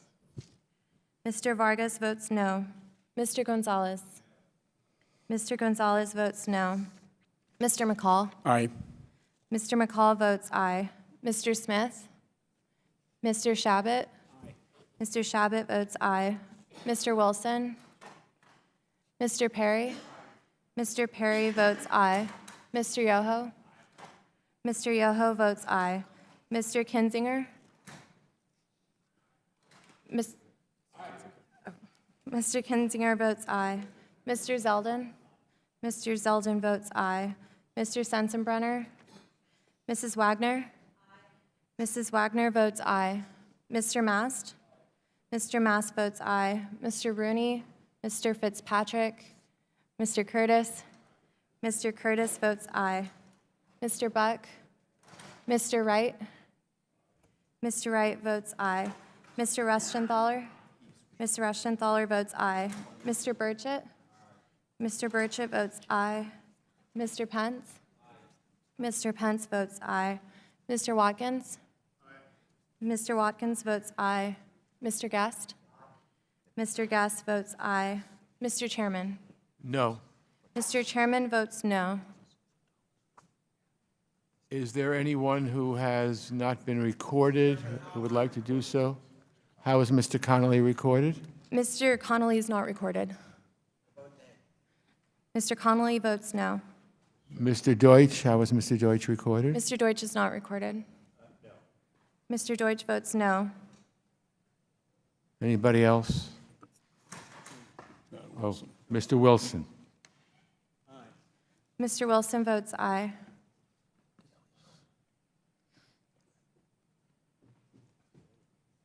Okay, if there are no other votes, clerk will report the tally.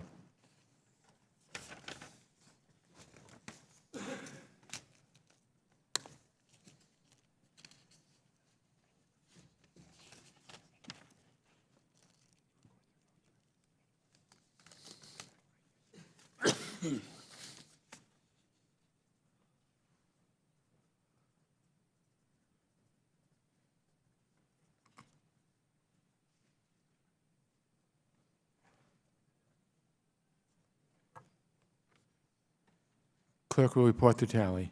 Mr. Chairman, on that vote, there were 16 ayes and 21 noes. 16 ayes and 21 noes. The amendment is not agreed to. Do other members seek recognition? Mr. Chairman, I have an amendment at the desk, and I ask for its consideration at this time. Mr. Curtis.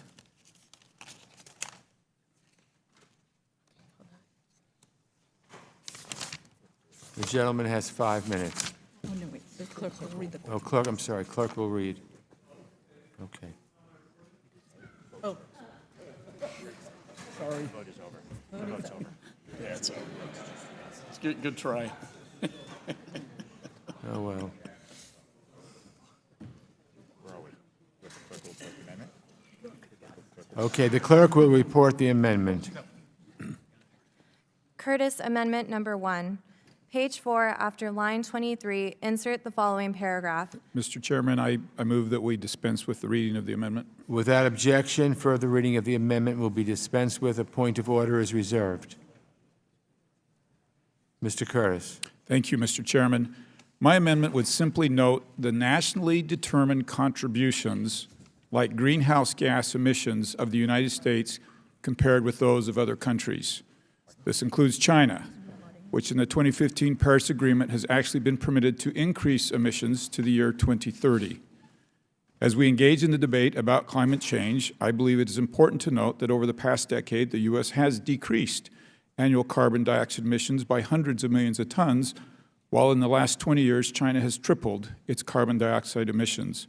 Without a level playing field and accountability from high emissions countries like China, the United States' efforts to reduce emissions will have little, if any, effect on the planet overall. I urge my colleagues to adopt this common sense amendment to improve transparency, and I yield my time. The gentleman yields back his time. Is there further debate on the amendment? Mr. Malinowski. Thank you, Mr. Chairman. I'll speak in opposition to the amendment. It sounds to me as if all of us here, or most of us, recognize that climate change is a serious issue, a serious threat to our economy, our national security, to our well-being. The vast majority of Americans believe that and believe that we need to do something about it.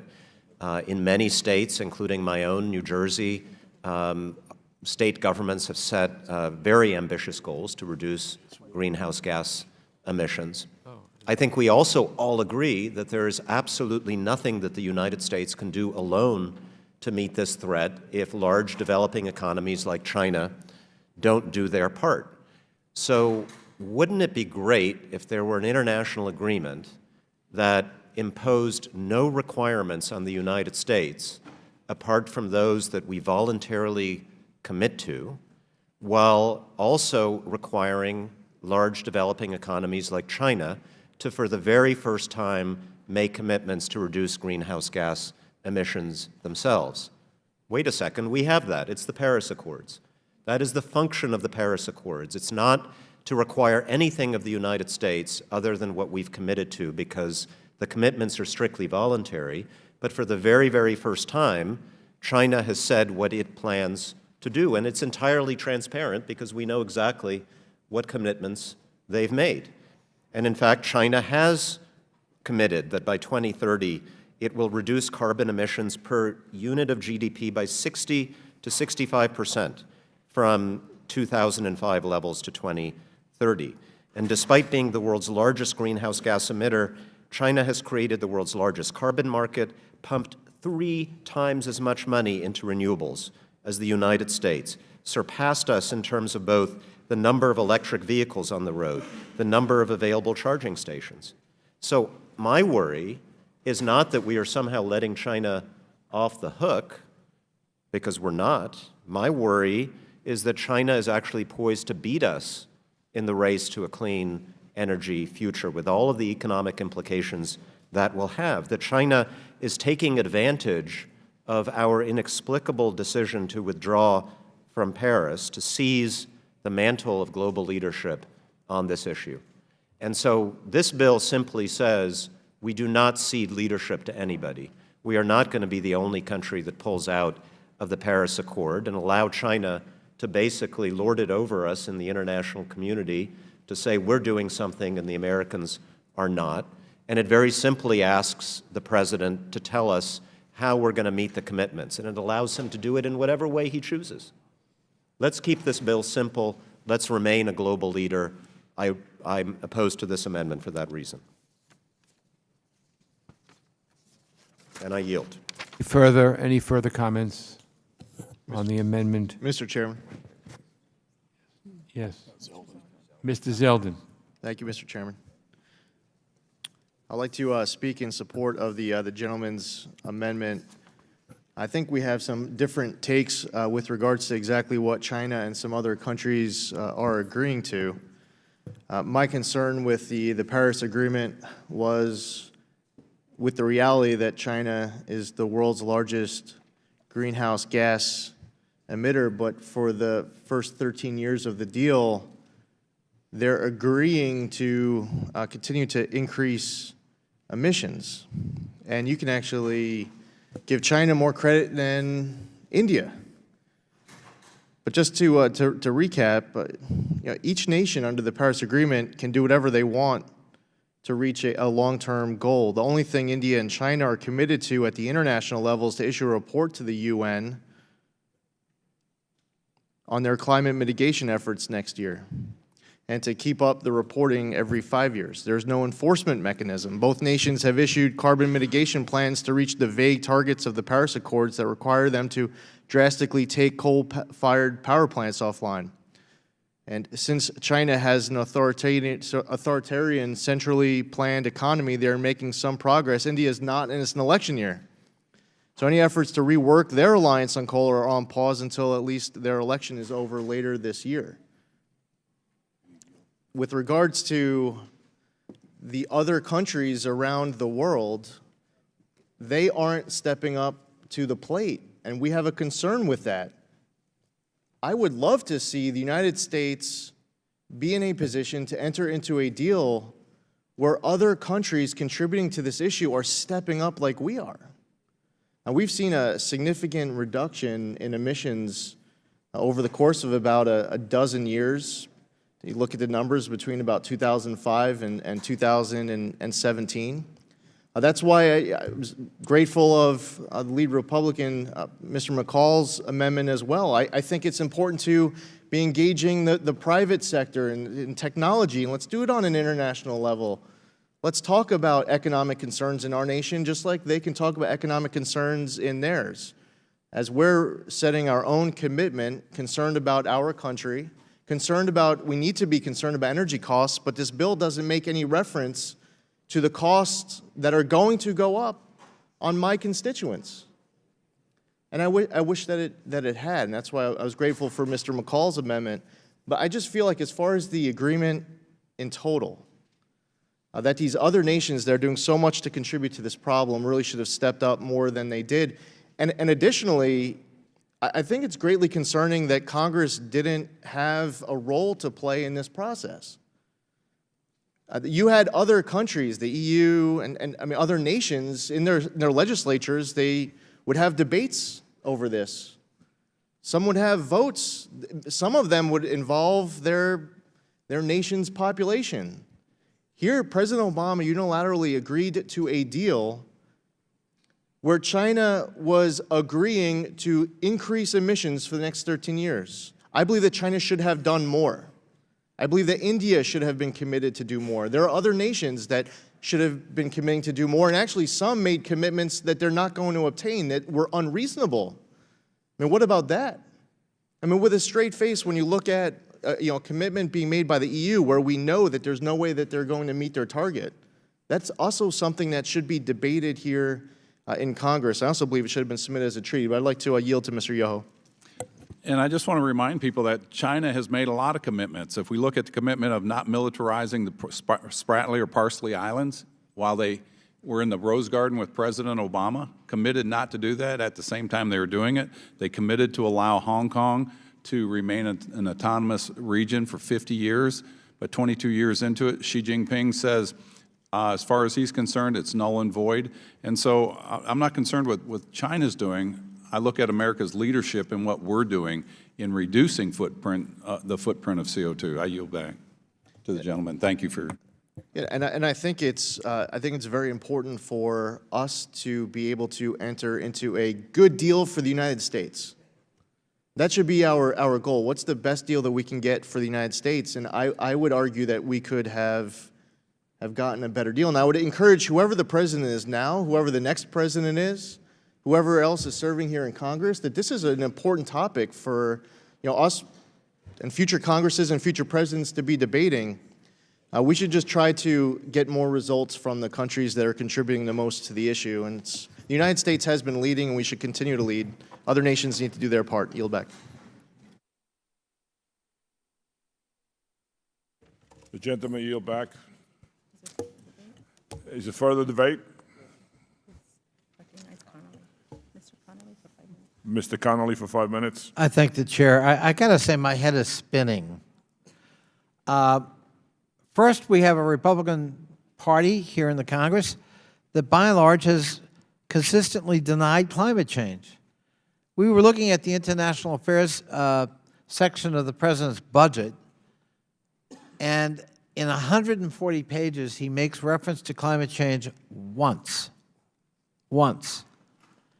Now we hear from our friend from New York, his criticism is not that we're doing something about climate change, but that others aren't doing enough. And I wonder if the irony of that position strikes anyone else. It certainly struck me.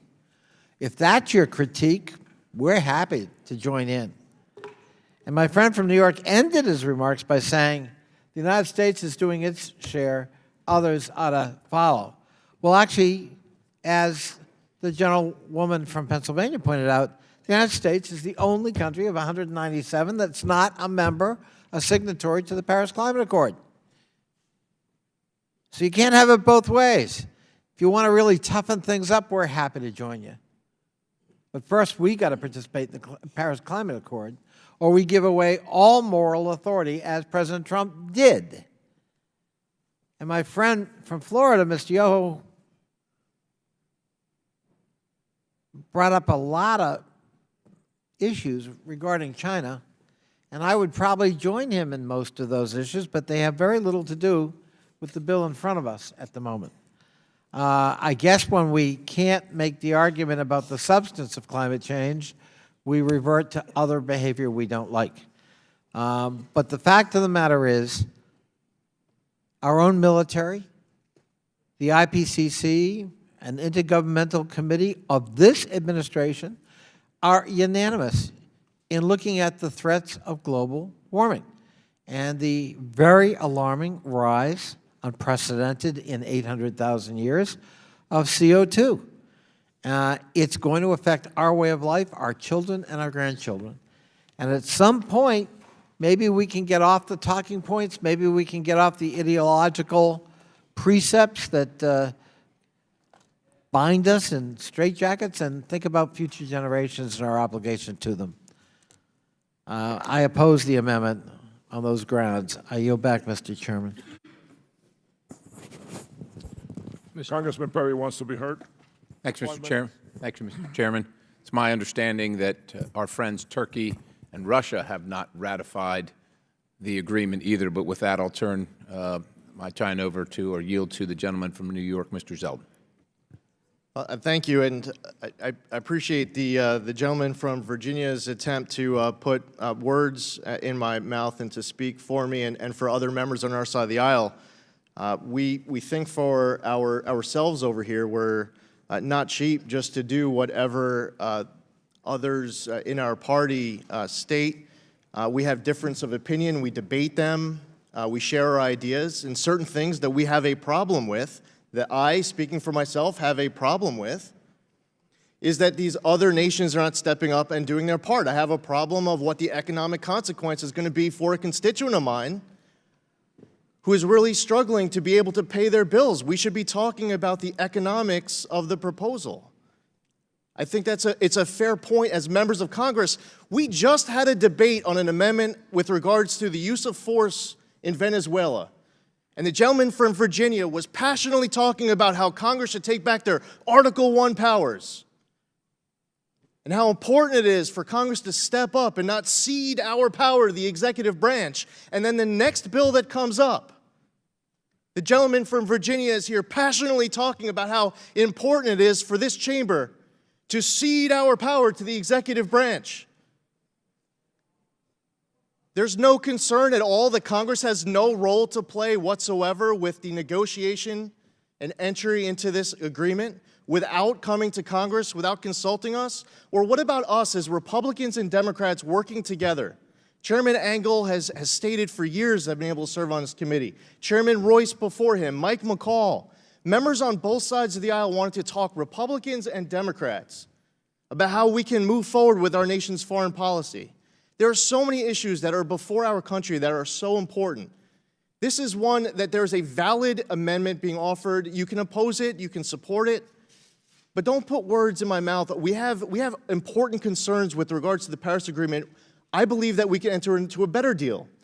I have a district that's almost completely surrounded by water on the east end of Long Island.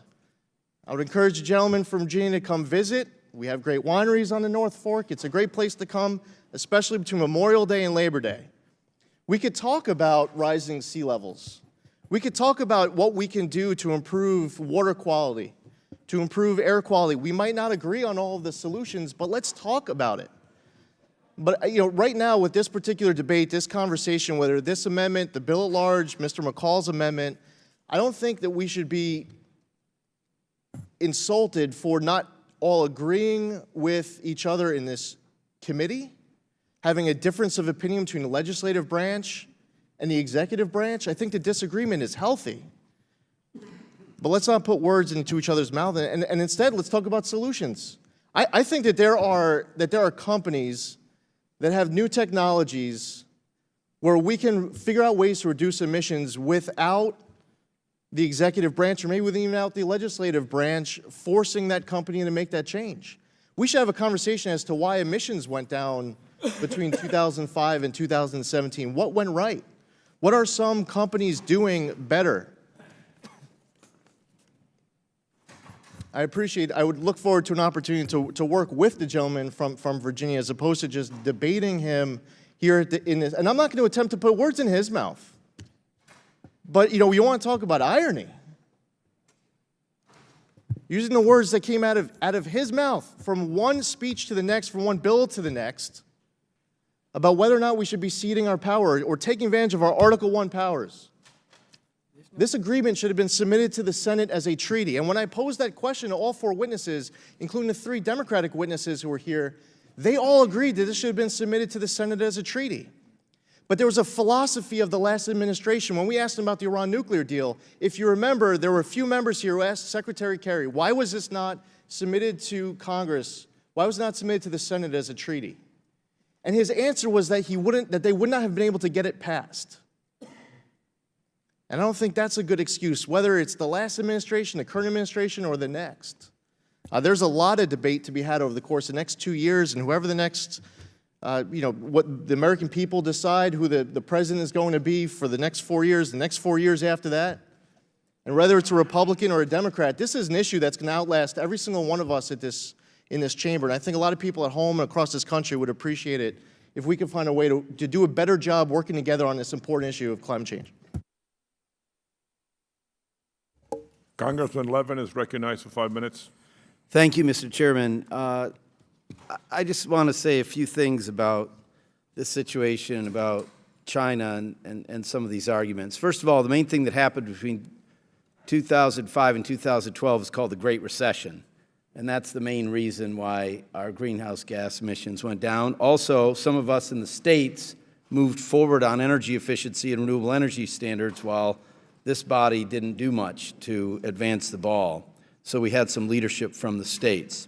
In terms of China, first of all, we have to look at the history of carbon emissions. Even in 2100, even with China's growing economy, and I agree, over-reliance on coal, 20% of cumulative greenhouse gas emissions will come from this country, and have come from this country in 2100, 17% from the European Union and 12% from China, even then. So we have contributed much more of the problem. We will have even many years hence. But on another level, I don't care what China does. I care about American leadership. And as Mr. Malinowski says, I care about our leadership in the economy. We are being left behind on high-speed rail, on electrification of vehicles, on the deployment of solar and wind and offshore wind, and on energy storage and on microgrids and so many other fronts. This is going to be the next 50 years of fortunes in global capitalism. We are being left behind because we're scared. We're scared to lead. We're scared to just admit the reality of science. There's no debate over how much of of greenhouse gas emissions are caused by human activity. There's no real scientific debate over this. Let's go. Let's reestablish American leadership. The Paris Accords are a faint first step of what we need to do. And my kids, for one, are not going to let us sit around here and debate endlessly. They want action. We need to get on with passing this, and then we need to take a lot of concrete steps to reduce our carbon emissions and show American leadership on the new sustainable economy that is to come. Thank you, Mr. Chairman. I yield back. Friend, yield. My brother, I yield to you. I thank the gentleman from Michigan. You know, the gentleman from New York accuses people of putting words in his mouth. That isn't what happened. The accusation wasn't that he spoke words that, in fact, he didn't. It was that one's head was spinning over trying to follow the logic on the other side of the aisle. Does anyone here really believe that the amendments we're going to consider and have considered to this bill are designed to improve it? They are, in fact, designed to derail the bill. They are designed to slow this down. And that is a consistent pattern of our friends on the other side of the aisle when it comes to this subject. I don't remember my friend from New York complaining when the President of the United States denied climate change, denied the recommendations of his own intergovernmental panel, denied the findings of the IPCC. It's not putting words in your mouth. It's holding you to account for a very sorry record of empirical denial about a subject that's going to affect every person and every living thing on this planet. It is consequential to withdraw from an international agreement we helped spearhead.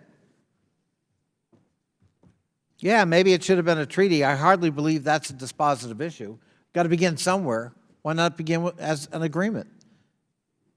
And I find it ironic that the charge is made that the previous administration left out the Congress. I seem to recall a delegation of us getting ready to go on an airplane to Paris to celebrate the signing of the agreement that was blocked by the Republican Speaker of the House of Representatives, so that no one from Congress on the House side was able to go and celebrate that moment. It's been a deliberate, consistent pattern of science denial and deflection rather than deal with this subject. And one wonders why. I thank my friend from Michigan for yielding. Gentleman's time has expired. Are there any other members who wish to be heard? Mr. Chairman. Mr. Chairman. Mr. Deutsch. Move to strike the last word. Mr. Chairman, I just wanted to respond to one thing that we heard, which is this idea that this is an issue that we can debate today, but whatever we do today, we're going to be debating it through the end of this administration and the next administration and administrations that come after that. Where is the urgency from my colleagues on this issue? This is not an issue that can wait 2 years and 4 years and 8 years and 12 years. It will be too late. That's why it's so important for us to move forward. I support the Climate Action Now Act. I applaud the work of Representative Castro, the chair of the Select Committee on the Climate Crisis. As Floridians, Representative Castro and I know the impact of climate change because it's happening right now. That's why we need action right now. Not next year, not after the next election, not after 4 more presidential elections. It will be too late. When will we sense the urgency? How many warmest years on record do we have to endure before there is finally some acknowledgement that this is a crisis? The whole world came together in Paris to make commitments that would respond to the threat of climate change.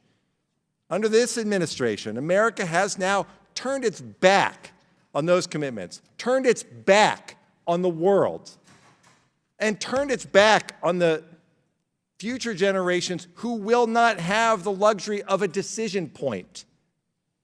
That's where we are now. It is our decision that we are making for them. and we've got to get it right. That's why I support Representative Castro's work as the chair of the Select Committee. I support her strong legislation to bring us back to the global stage, to bring us back to our commitments to take action on climate change and to do it right now. And I also like to take this moment to extend an invitation. I'd like to invite my Republican colleagues to join the Bipartisan Climate Solutions Caucus. We've got to move climate change beyond politics. I agree with that. And I thank the 45 Republicans who joined this bipartisan dialogue on the real threats and possible solutions last Congress. And I invite all of my Republican colleagues to join me and my co-chair, Francis Rooney, in this Congress to move forward. It's important to have bipartisan conversations. The fact is that alternative energy companies that will secure our energy future need to be part of those conversations. So do energy companies who are working hard on sustainability, and military experts who have warned of the threats of climate migration and famine and drought. Scientists who have measured the impact on local economies from regional impacts that are happening today across the country. Fortune 500 companies who are already doing their part to reduce their carbon footprint. Last year, several caucus members and I drafted a legislative tool to help reduce carbon emissions. And I'm going to take advantage of this moment to encourage my colleagues to look at the Energy Innovation and Carbon Dividend Act, which is a companion, should be a companion to this Climate Action Now Act, because it would reduce carbon pollution by 45% by 2030, with an over 90% reduction by 2050. And it would create over 2 million new jobs in a decade. And it would prevent 13,000 pollution-related deaths in the United States annually. The Energy Innovation and Carbon Dividend Act would put a price on pollution. And the fees collected would go back to the American people to ease the transition to a clean, carbon-neutral economy that would be felt by lower-income and middle-income families. That's how we address those concerns. I applaud the committee here for taking up H.R. 9. And I invite my colleagues to join the Climate Solutions Caucus, and I ask them to look at real efforts that would address this crisis right now. That's what our legislation will do. And I go back to where I started. If we don't act now, we're nearing a point of no return when it comes to our environment, when it comes to our health, when it comes to our economy. I strongly support H.R. 9 to recommit us to leadership and to climate action and to doing it right now. I thank the chairman. I yield back the balance of my time. The gentleman yields back. Is there anyone else who wishes to be heard on this amendment? Mr. Mast.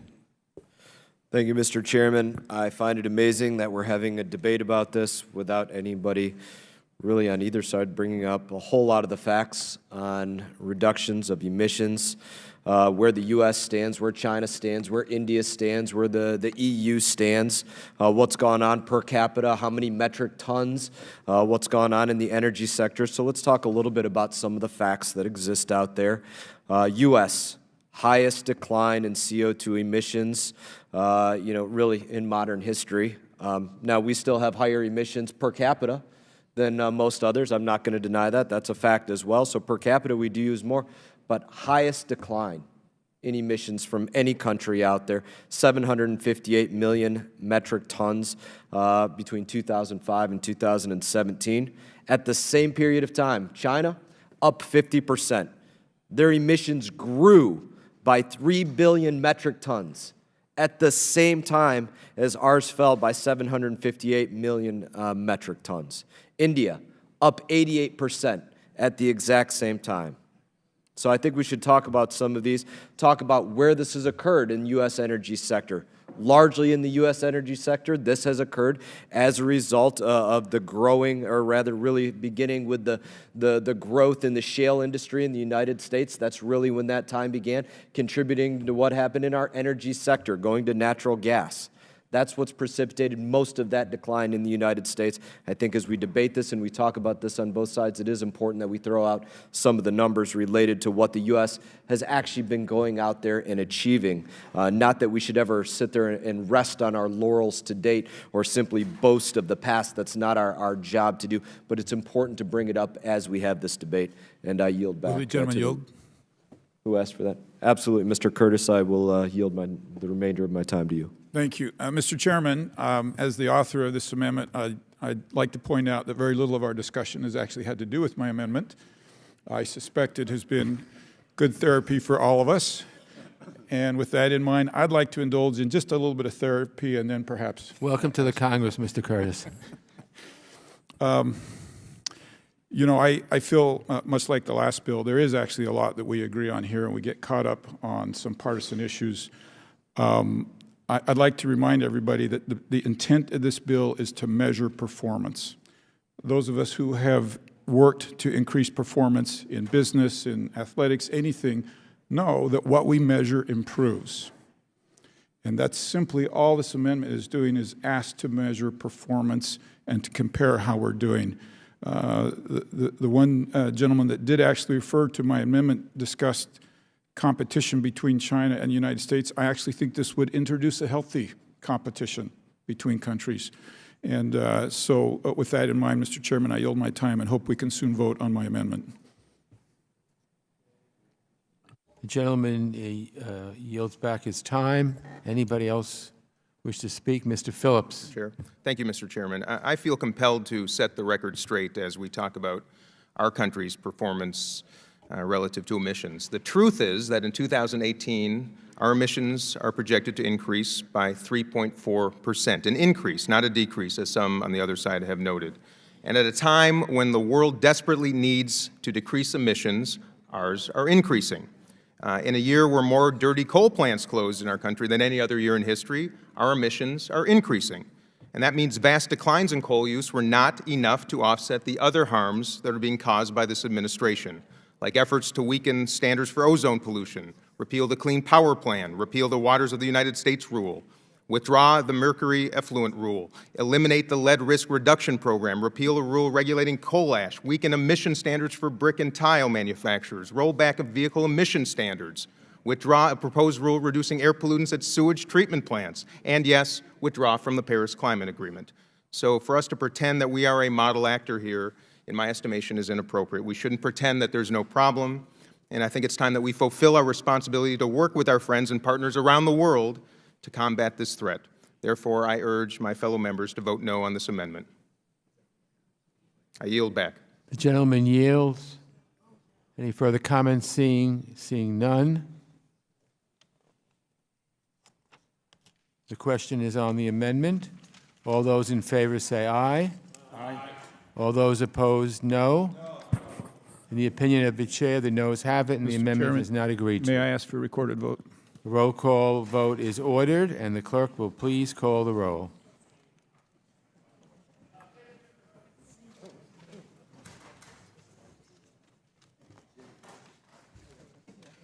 Mr. Sherman? Mr. Meeks? No. Mr. Meeks votes no. Mr. Sires? No. Mr. Sires votes no. Mr. Connolly? Nay. Mr. Connolly votes no. Mr. Deutsch? Ms. Bass? Ms. Bass votes no. Mr. Keating? Mr. Keating votes no. Mr. Cicilline? Mr. Barra? Mr. Barra votes no. Mr. Castro? Mr. Castro votes no. Ms. Titus? Mr. Espaillat? Mr. Espaillat votes no. Mr. Liu? Mr. Liu votes no. Ms. Wild? Ms. Wild votes no. Mr. Phillips? Mr. Phillips votes no. Ms. Omar? Mr. Allred? Mr. Allred votes no. Mr. Levin? Mr. Levin votes no. Ms. Spanberger? Ms. Spanberger votes no. Ms. Houlihan? Ms. Houlihan votes no. Mr. Malinowski? Mr. Malinowski votes no. Mr. Trone? Mr. Trone votes no. Mr. Costa? No. Mr. Costa votes no. Mr. Vargas? Mr. Vargas votes no. Mr. Gonzalez? Mr. Gonzalez votes no. Mr. McCall? Aye. Mr. McCall votes aye. Mr. Smith? Mr. Smith votes aye. Mr. Shabbat? Mr. Shabbat votes aye. Mr. Wilson? Mr. Wilson votes aye. Mr. Perry? Mr. Perry votes aye. Mr. Yoho? Mr. Yoho votes aye. Mr. Kinzinger? Mr. Kinzinger votes aye. Mr. Zeldin? Mr. Zeldin votes aye. Mr. Sensenbrenner? Mrs. Wagner? Mrs. Wagner votes aye. Mr. Mast? Mr. Mast votes aye. Mr. Rooney? Mr. Fitzpatrick? Mr. Curtis? Mr. Curtis votes aye. Mr. Buck? Mr. Wright? Mr. Wright votes aye. Mr. Rushenthaler? Mr. Rushenthaler votes aye. Mr. Burchett? Mr. Burchett votes aye. Mr. Pence? Mr. Pence votes aye. Mr. Watkins? Mr. Watkins votes aye. Mr. Guest? Mr. Guest votes aye. Mr. Chairman? No. Mr. Chairman votes no. Are there any others who seek to vote who haven't voted? Mr. Deutsch? Mr. Deutsch votes no. Anybody else? Okay, the clerk will tally the vote.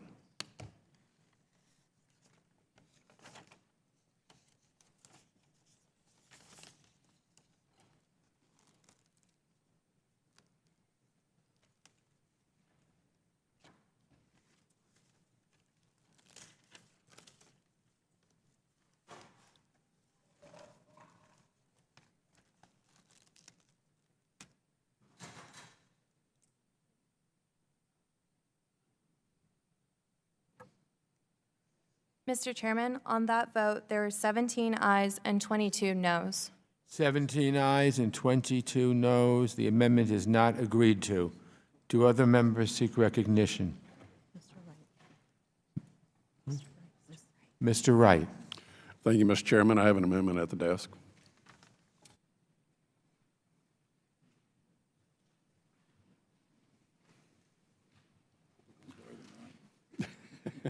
Clerk will please report the amendment. Wright, Amendment Number 1. At the end of the bill, add the following new section.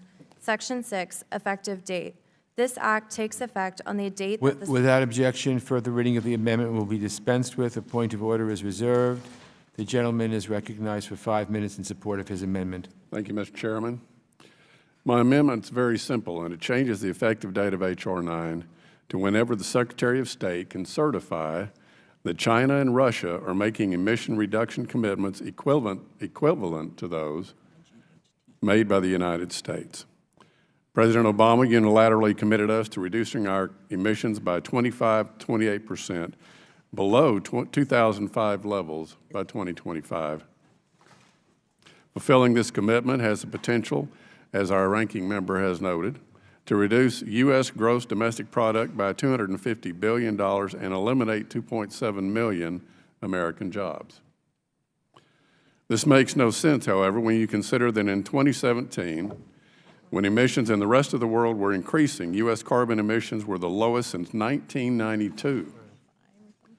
Why would we commit to further reducing our emissions at such great cost to our economy and the prosperity of the American people when other countries like Russia, India, and China continue to pollute the earth at unprecedented levels? Before we make additional economic sacrifices to reduce our emissions, we need to see comparable action from the worst greenhouse gas offenders. Otherwise, it's all for nothing. This amendment is not a pullout, it's a delay. Let's stop putting the United States at an economic disadvantage vis-a-vis the rest of the world. And I urge my colleagues to support this amendment, and I yield back. The gentleman yields back. Is there further debate on the amendment? Ms. Wild. Thank you, Mr. Chairman. I rise in opposition to this amendment, which requires China and Russia commit to emissions reductions that are equivalent to the emissions reductions commitments of the United States. But the amendment does not define what equivalent means. Equivalent to what? It's not clear what exactly we're binding ourselves to or expecting from other countries with this amendment. Second, the language appears to suggest that the United States should wait to act until other countries, specifically China and Russia, commit to reduce emissions. Yet those countries have already committed to climate action. This amendment delays the effective date of the bill, wrongly uses China and Russia as excuses for inaction, and risks ceding global leadership on this issue. However, the amendment serves as a reminder that the whole world, including the United States, China, and Russia, need to do more if we are to be spared from the worst impacts of climate change. The Chinese government acknowledged in its most recent comprehensive assessment of climate change that it is already affected by worsening floods, more extreme droughts, diminished fishery productivity, and other ecological changes. It recognizes that a warming climate will threaten the country's agricultural production, make economically important cities vulnerable to flooding, and eventually dry out many of the country's rivers. Under the Paris Agreement, China committed to leveling off its carbon emissions no later than 2030 and reducing carbon emissions per unit of gross domestic product by 60 to 65% from 2005 levels by 2030. Those targets are not as ambitious as ours. Remember, each nation gets to submit its own. But Beijing is acting quite aggressively to reduce emissions and deploy clean energy technologies. Despite being the world's largest greenhouse gas emitter since 2005, China has created the world's largest carbon market, pumped approximately 3 times as much money into renewables as the United States, and surpassed the United States in terms of both the number of electric vehicles on the road and the number of publicly available charging stations. China is also embracing the nexus between climate and security. In 2017, China signed on to a joint statement with the European Union terming rising global temperatures a root cause of instability. And on the global stage, the Trump administration's effective withdrawal from the Paris Agreement has created a global leadership void that China has been keen to exploit. And Russia is the world's 5th largest greenhouse gas emitter and is one of 13 nations that signed the Paris Agreement, but still hasn't formally ratified it. Under the Paris Agreement, Russia proposed to reduce emissions 25% to 30% below 1990 levels by 2030. Russia said for years that it would delay ratification until the parties agreed on rules for implementation, which just happened at the 24th Conference of Parties in Poland in December of 2018. And now, according to the Los Angeles Times, Russia is moving closer to ratifying the Paris Climate Agreement later this year. In January, the Russian Union of Industrialists and Entrepreneurs said its members supported ratification, citing concerns over economic restrictions and competitiveness. Russia also recognizes that future trade deals with the EU could be in jeopardy without ratification. The European Commission has said it prefers to deal with countries that back the Paris Accord. A 2017 deal between Japan and the EU specifically referred to implementation of the climate accord. It takes courage to experiment with new ways of doing things and to leave old habits behind. The U.S. has always led on big global challenges, and now we must seize on the commitments from around the world and apply the unmatched strength and ingenuity of the American government and private sector to the problem of combating climate change. This amendment wrongly uses China and Russia as excuses for inaction, and that's why I stand in firm opposition to it. Thank you.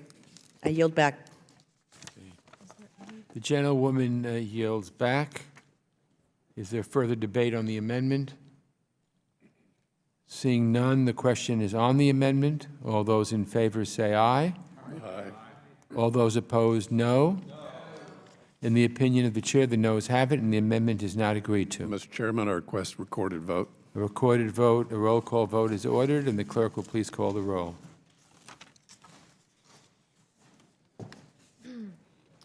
Mr. Sherman? Mr. Meeks? No. Mr. Meeks votes no. Mr. H.Res? Mr. H.Res votes no. Mr. Connolly? Mr. Deutsch? Ms. Bass? Ms. Bass votes no. Mr. Keating? Mr. Keating votes no. Mr. Cicilline? No. Mr. Cicilline votes no. Mr. Barra? Mr. Barra votes no. Mr. Castro? Mr. Castro votes no. Ms. Titus? Mr. Espaillat? Mr. Espaillat votes no. Mr. Liu? Mr. Liu votes no. Ms. Wild?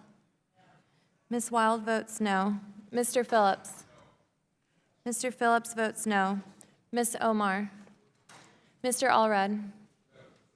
Mr. Allred votes no. Mr. Levin? Mr. Levin votes no. Ms. Spanberger? Ms. Spanberger votes no. Ms. Houlihan?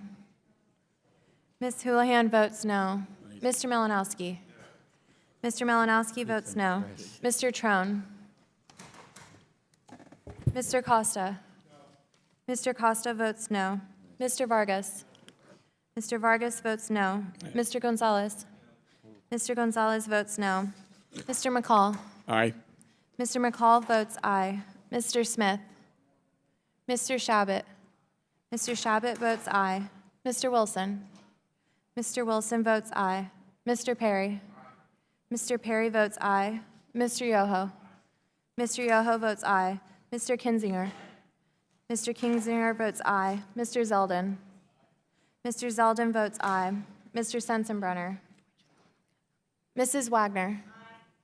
Mrs. Wagner votes aye. Mr. Mast? Mr. Mast votes aye. Mr. Rooney? Mr. Fitzpatrick? Mr. Curtis? Mr. Curtis votes aye. Mr. Buck? Mr. Buck votes aye. Mr. Wright? Mr. Wright votes aye. Mr. Restenthaler? Mr. Burchett? Mr. Burchett votes aye. Mr. Pence? Mr. Pence votes aye. Mr. Watkins? Mr. Watkins votes aye. Mr. Guest? Mr. Guest votes aye. Mr. Chairman? Mr. Chairman votes no. Are there any other members that wish to be recorded? Mr. Deutsch? Mr. Deutsch votes no. Mr. Chairman, Mr. Connolly? I vote nay. Mr. Connolly votes no. Anybody else? The clerk will report the tally.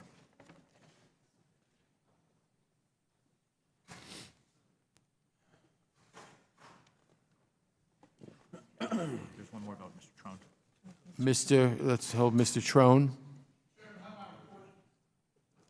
You're not recorded, sir. Mr. Trone votes no.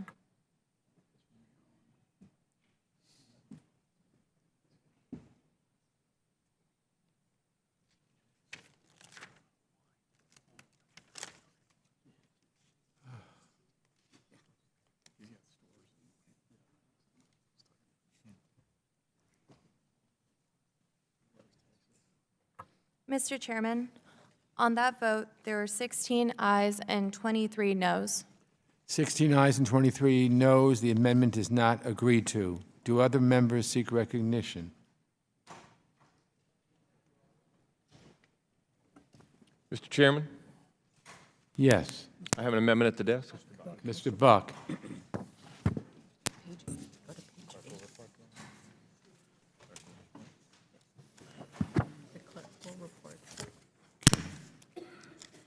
The clerk will please report the amendment.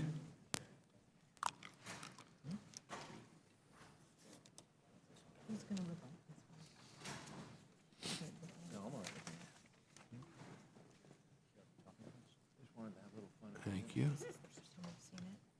Huh?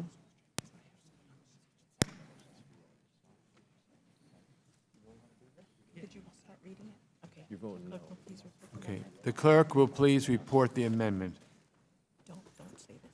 Buck Amendment Number 1.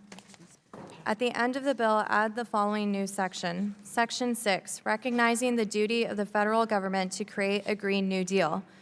A, findings. Congress finds the following.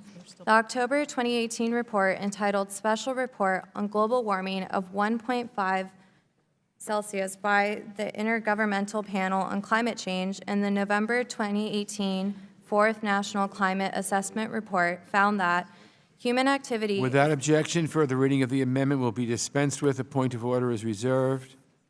The gentleman is recognized for 5 minutes in support of his amendment. Thank you, Mr. Chairman.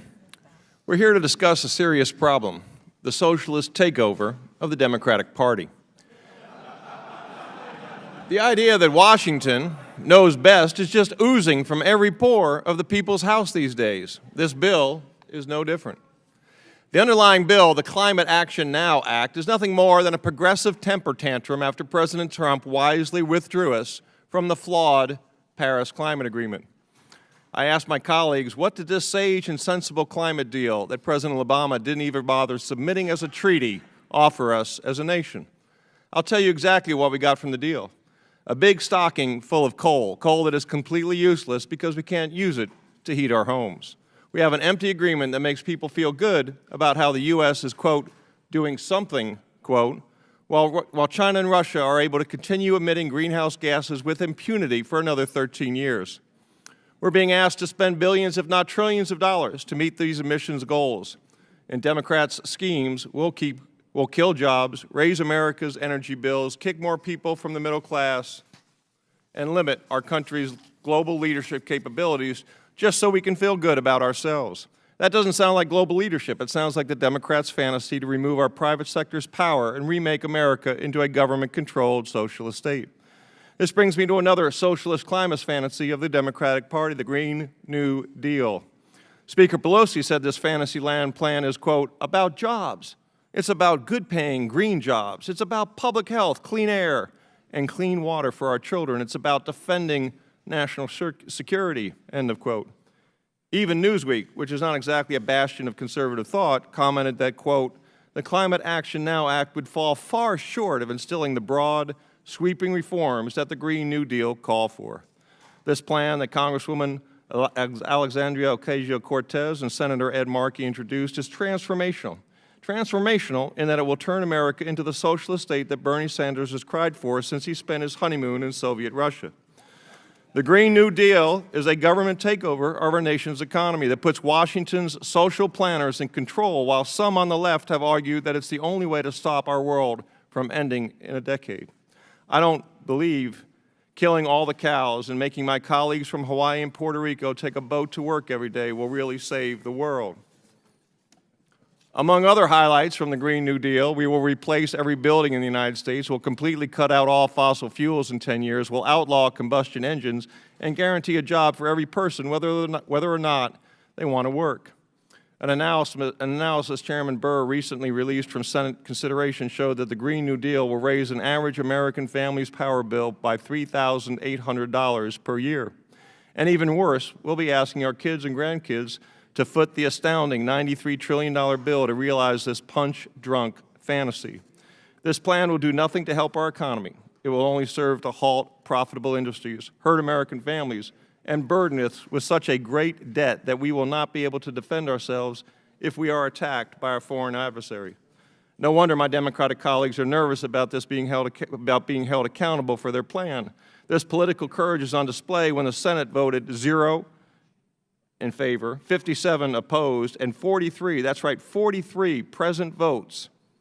In fact, the sponsor of this legislation, Congresswoman Castro, didn't commit to bring the Green New Deal up for a vote. My amendment gives my colleagues exactly that opportunity. Adopt my amendment and give the House the opportunity to stand and be counted on this measure. Mr. Chairman, I yield back.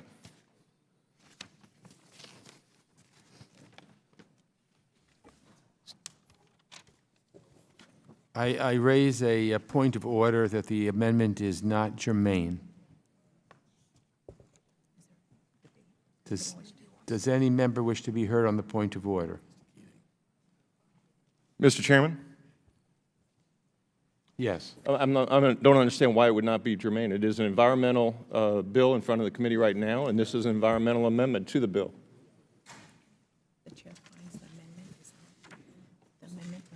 Okay. The amendment relates to a subject to which there is no reference in the text before us. The objective of the amendment is unrelated to the objective of H.R. 9. Mr. Chairman, may I be heard? Gentleman is recognized for 5 minutes. Mr. Chairman, I think that clean air and clean water are in both pieces of legislation.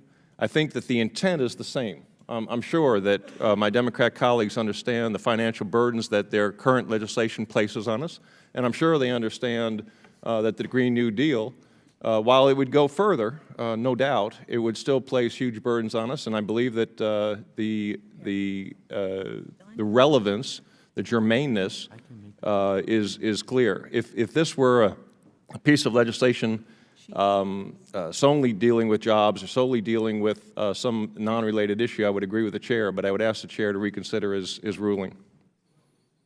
Parliamentary inquiry, Mr. Chairman. Well, let me rule again. The chair finds that the amendment is not germane. Mr. Chairman, I ask for a vote on that, please. State your parliamentary inquiry. My parliamentary inquiry was, you've just answered, has the chair made a ruling? Yes. I thank the chair.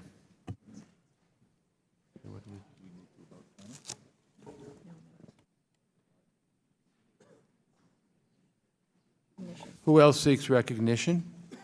Mr. Chairman, I ask for a vote on that. Point of order, Mr. Chairman. There's no vote on a rule. There's nothing pending to request a vote on. Ruling's been made. Mr. Chairman, I appeal the ruling of the chair. Gentleman's appealing the rule. Appealing the rule of the chair. Move to table. Yes, move to table. Mr. Chairman, I move to table. Okay. The vote is on the motion to table. All those in favor say aye. Aye. All those opposed say no. No. My opinion, the ayes have it. Mr. Chairman, I ask for the ayes and nays on that, please. The ayes and nays have been asked for, have been ordered. The Clerk will call the roll.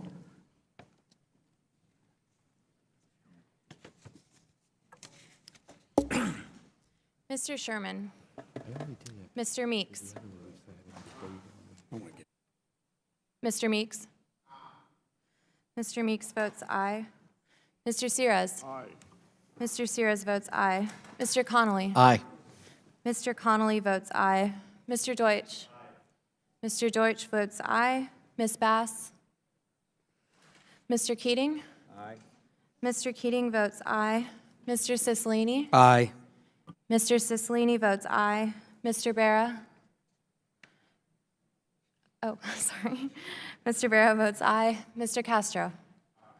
Mr. Castro votes aye. Ms. Titus. Ms. Titus votes aye. Mr. Espaillat. Mr. Espaillat votes aye. Mr. Liu. Mr. Liu votes aye. Ms. Wild. Ms. Wild votes aye. Mr. Phillips. Mr. Phillips votes aye. Ms. Omar. Mr. Allred. Mr. Allred votes aye. Mr. Levin. Mr. Levin votes aye. Ms. Spanberger.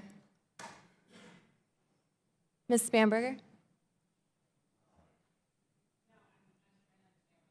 Oh.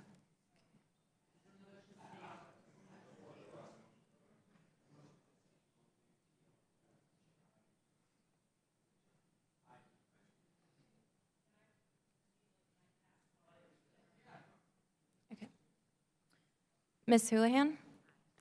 Ms. Houlihan votes aye. Mr. Malinowski?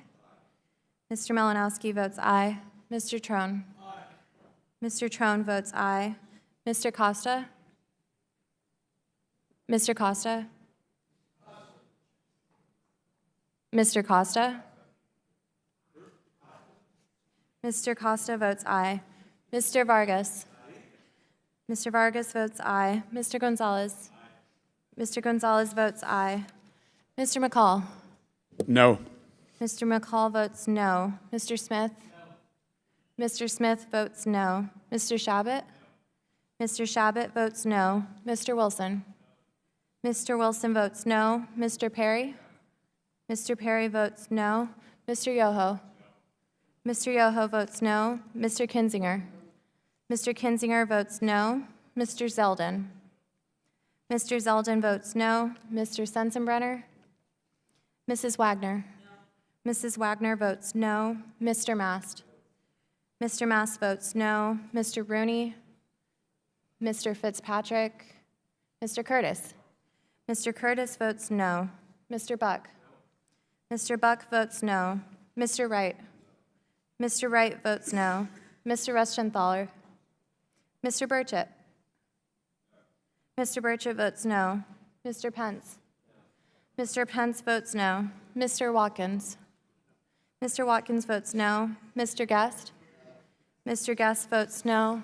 Mr. Chairman? Mr. Chairman votes aye.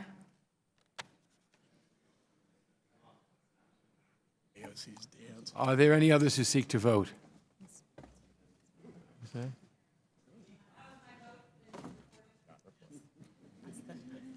Ms. Bamberger, you're not recorded yet. Ms. Bamberger votes aye. Anyone else who hasn't voted who would like to vote at this time? Okay, clerk will report the results. There she is. Oh. Is that her? It's her dance video. That's Global News. That's what's going on. Oh, that's AOC. Oh, I've seen that. I didn't mean for the volume.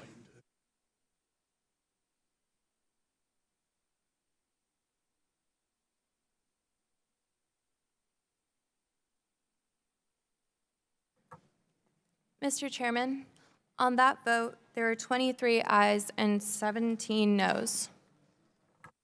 23 ayes and 17 noes. The ruling of the motion to table is agreed to. The ruling of the chair is that the amendment is not germane, is sustained. Is there further debate or amendment? Mr. Chairman, I have an amendment at the desk. Ask for its immediate consideration at this time. What purpose does the gentleman from New York seek recognition? I have an amendment at the desk, and I would ask for immediate consideration. Gentleman from New York has 5 minutes. This amendment would require that the Paris Agreement obtain ratification from the Senate. The Paris Climate Agreement was a treaty. Will the gentleman suspend? I just want to make sure the clerk will report the amendment before the gentleman speaks. Zeldin Amendment Number 1. At the end of the bill, add the following section. Section 6, effective date. This act shall take effect on Without the date- objection, further reading of the amendment will be dispensed with. A point of order is reserved. The gentleman is recognized for 5 minutes in support of his amendment. Thank you, Mr. Chairman. This amendment would require that the Paris Agreement obtain ratification from the Senate. The Paris Climate Agreement was a treaty in every sense of the term. The United States Constitution says that treaties must obtain the advice and consent of the Senate before the United States may lawfully enter into the agreement. President Obama deemed the Paris Agreement to not be a treaty in order to evade constitutional review. While the duly elected legislatures in other nations like Canada and the European Union hosted hearings, debates, and ultimately voted on the Paris Accord, President Obama chose to bypass the Constitution and entered into this sweeping international agreement without seeking congressional approval. These types of agreements should be agreed to in a transparent manner that follows the Constitution and the law. I support many overall goals here, but the United States approached this entire Paris climate agreement all wrong. Other nations made modest commitments pegged to their GDP growth, while President Obama made a unilateral pledge to bring emissions 25 to 28% below 2005 levels by 2025. There are some very important practical issues with that pledge regarding feasibility, which especially include unmanageable time constraints and energy cost increases for our constituents. Last week, we held a hearing on this issue, and every single witness agreed that the Senate should ratify any future Paris climate agreement. Any international deal going forward needs congressional input and a vote that lays out the negotiating goals and a ratification vote after the fact. That is why I'm offering this amendment today and encourage every member to support it. I yield back the rest of my time. Gentleman yields back. The gentleman from Michigan, Mr. Levin, is recognized for 5 minutes. Thank you, Mr. Chairman. I rise in opposition to this amendment. My friend from New York earlier in the day was saying, let's have discussions about how we can achieve these objectives and approve, and tackle climate change. But this amendment is simply a delay tactic. The amendment would delay the effective date of this bill until the Senate ratifies the Paris Agreement. But the Paris Agreement does not require Senate ratification.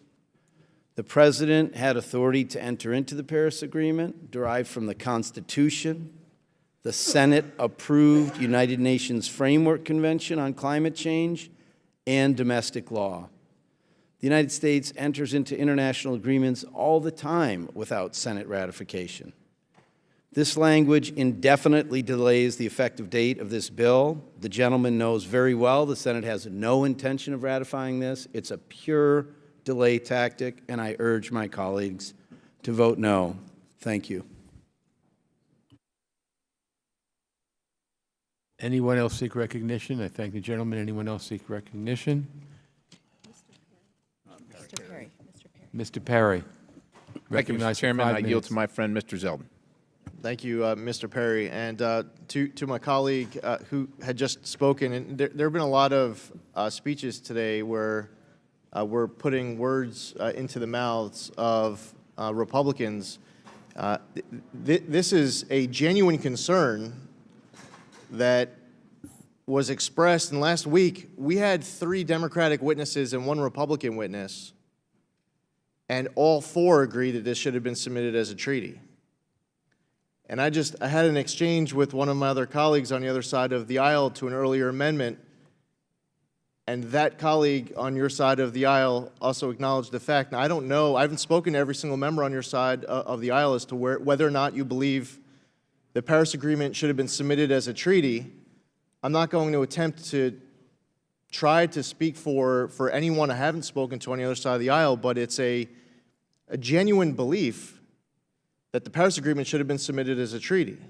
It was a genuine belief that the Iran nuclear deal should have been submitted as a treaty. It's okay if you want to disagree with us, but where we request a treaty to be submitted to the Senate for ratification, just to make the claim that it's simply a delaying tactic, it's with all due respect. I mean, just understand that there are people who believe that the Paris Agreement was a treaty that should have been submitted. There are people who believe that there should have been hearings, that there should have been public debate and votes and input by Congress. If you disagree that Congress should have a role to play in agreeing to the Paris Agreement, you can have that position. But it's our position on our side of the aisle, at least I'm speaking for myself. The Paris Agreement should have been treated as a treaty. But it just, with all due respect to Mr. Levin, we haven't had a chance really to meet in person. Just to understand that we genuinely have that position on our side of the aisle. Will the gentleman yield? Will the gentleman yield? Yes, sir. Yeah, I thank you so much, and I really appreciate your comments. And I really do take your concern to be genuine. Last week we had, no one here from the State Department. It's the State Department that makes the determination about whether something like this needs to be, go to the Senate. The State Department made that determination at the time.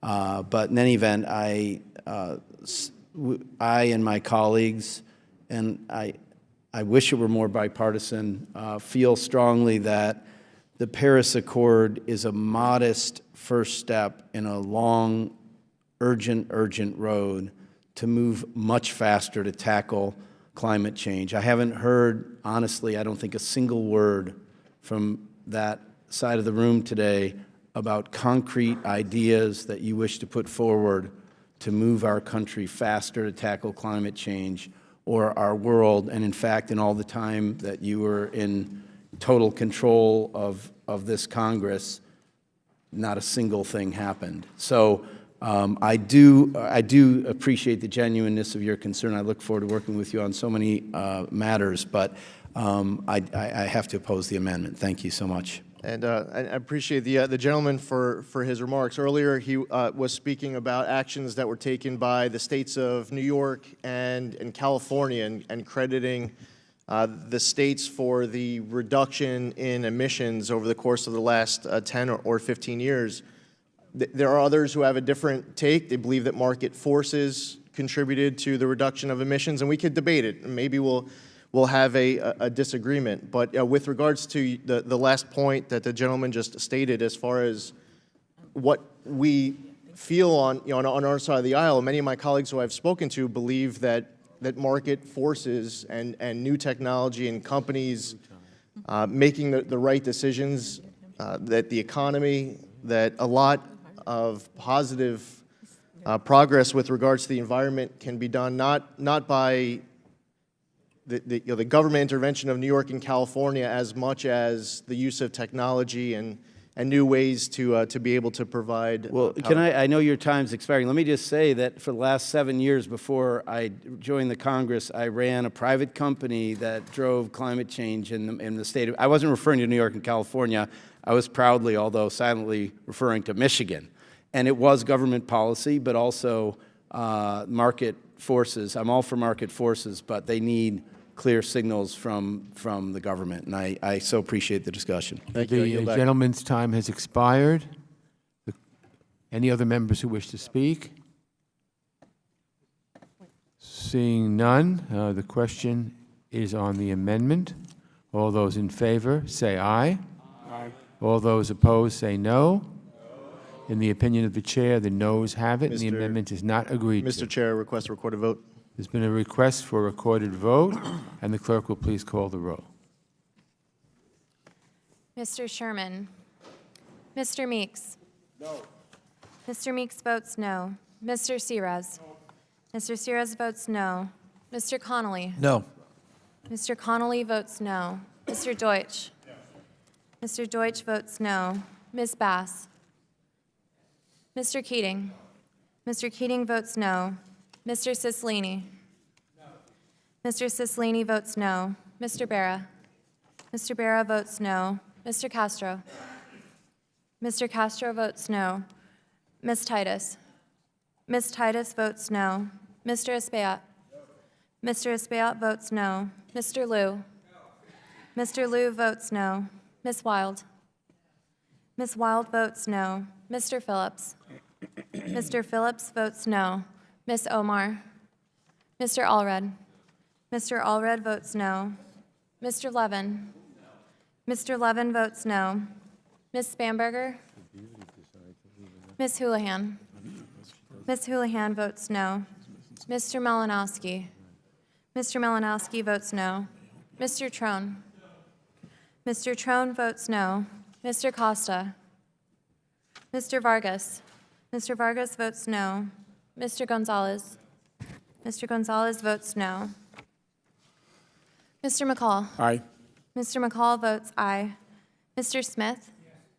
Mr. Smith votes aye. Mr. Shabbat. Mr. Shabbat votes aye. Mr. Wilson. Mr. Wilson votes aye. Mr. Perry. Mr. Perry votes aye. Mr. Yoho.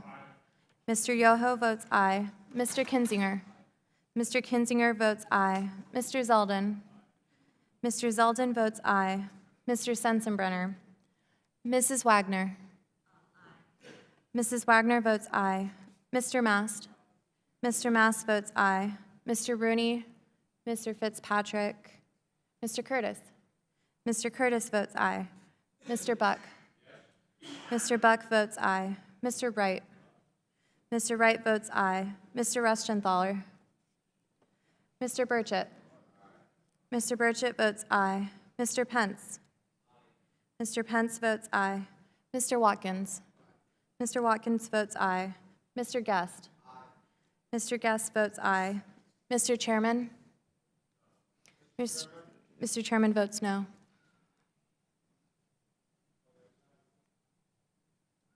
Mr. Costa? Mr. Costa. Mr. Costa votes no.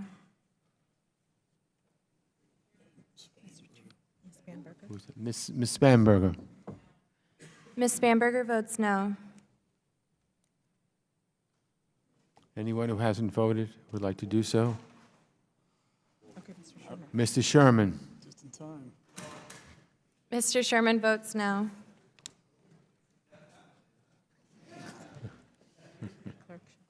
Clerk shall tally and call the roll. Clerk shall tally.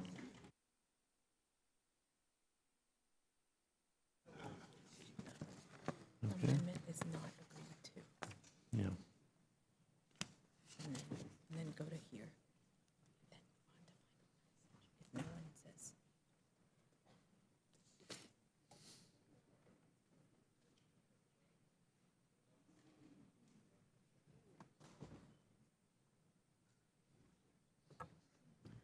Mr. Chairman, on that vote, there were 17 ayes and 24 noes. 17 ayes and 24 noes. The amendment is not agreed to. Are there any other requests for recognition? Hearing none, we then move on to final passage. Hearing no further requests for recognition, the question is to report H.R. 9, the Climate Action Now Act, to the House with the recommendation that the bill do pass. All those in favor say aye. Aye. All opposed, no. No. In the opinion of the chair, the ayes have it. Mr. Chairman, Mr. McCall. I request a recorded vote. The ranking member requests a recorded vote. The question is to report H.R. 9, the Climate Action Now Act, to the House with the recommendation that the bill do pass. The clerk will please call the roll. Mr. Sherman. Aye. Mr. Sherman votes aye. Mr. Meeks. Aye. Mr. Meeks votes aye. Mr. Sires. Aye. Mr. Sires votes aye. Mr. Connolly. Aye. Mr. Connolly votes aye. Mr. Deutsch. Mr. Deutsch votes aye. Ms. Bass. Mr. Keating. Mr. Keating votes aye. Mr. Cicilline. Aye. Mr. Cicilline votes aye. Mr. Barra. No, no. Mr. Barra votes aye. Mr. Castro. Mr. Castro votes aye. Ms. Titus. Ms. Titus votes aye. Mr. Espaillat. Mr. Espaillat votes aye. Mr. Liu. Mr. Liu votes aye. Ms. Wild. Ms. Wild votes aye. Mr. Phillips. Mr. Phillips votes aye. Ms. Omar. Mr. Allred. Mr. Allred votes aye. Mr. Levin. Mr. Levin votes aye. Ms. Spamberger. Ms. Spamberger votes aye. Ms. Houlihan. Ms. Houlihan votes aye. Mr. Malinowski. Mr. Malinowski votes aye. Mr. Trone. Mr. Trone votes aye. Mr. Costa. Mr. Costa votes aye. Mr. Vargas. Mr. Vargas votes aye. Mr. Gonzalez. Mr. Gonzalez votes aye. Mr. McCall. No. Mr. McCall votes no. Mr. Smith. Mr. Shabbat. Mr. Shabbat votes no. Mr. Wilson. Mr. Wilson votes no. Mr. Perry. Mr. Perry votes no. Mr. Yoho. Mr. Yoho votes no. Mr. Kinzinger. Mr. Kinzinger votes no. Mr. Zeldin. Mr. Zeldin votes no. Mr. Sensenbrenner. Mrs. Wagner. Mrs. Wagner votes no. Mr. Mast. Mr. Mast votes no. Mr. Rooney. Mr. Fitzpatrick. Mr. Curtis. Mr. Curtis votes no. Mr. Buck. Mr. Buck votes no. Mr. Wright. Mr. Wright votes no. Mr. Rushenthaler. Mr. Burchett. Mr. Burchett votes no. Mr. Pence. Mr. Pence votes no. Mr. Watkins. Mr. Watkins votes no. Mr. Guest. Mr. Guest votes no. Mr. Chairman. Aye. Mr. Chairman votes aye. Have all members been recorded? What? Mr. Castro's been recorded. The clerk will report.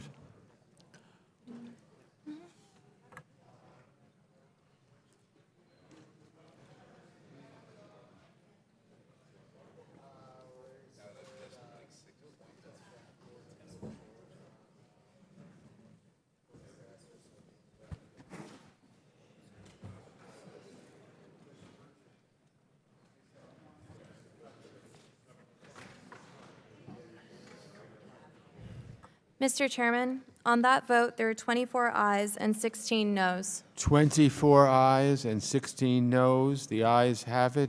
The measure is ordered favorably reported. Mr. Chairman, Yes. Pursuant Mr. McCall. Pursuant to House rules, I request that members have the opportunity to submit views for any committee report that may be produced on any of today's measures. Without objection. Without objection, the staff is authorized to make necessary technical and conforming changes for all the measures considered today. So this concludes our business. I want to thank Ranking Member McCall and all of the committee members for their contributions and assistance with today's markup. The committee stands adjourned. Thank you.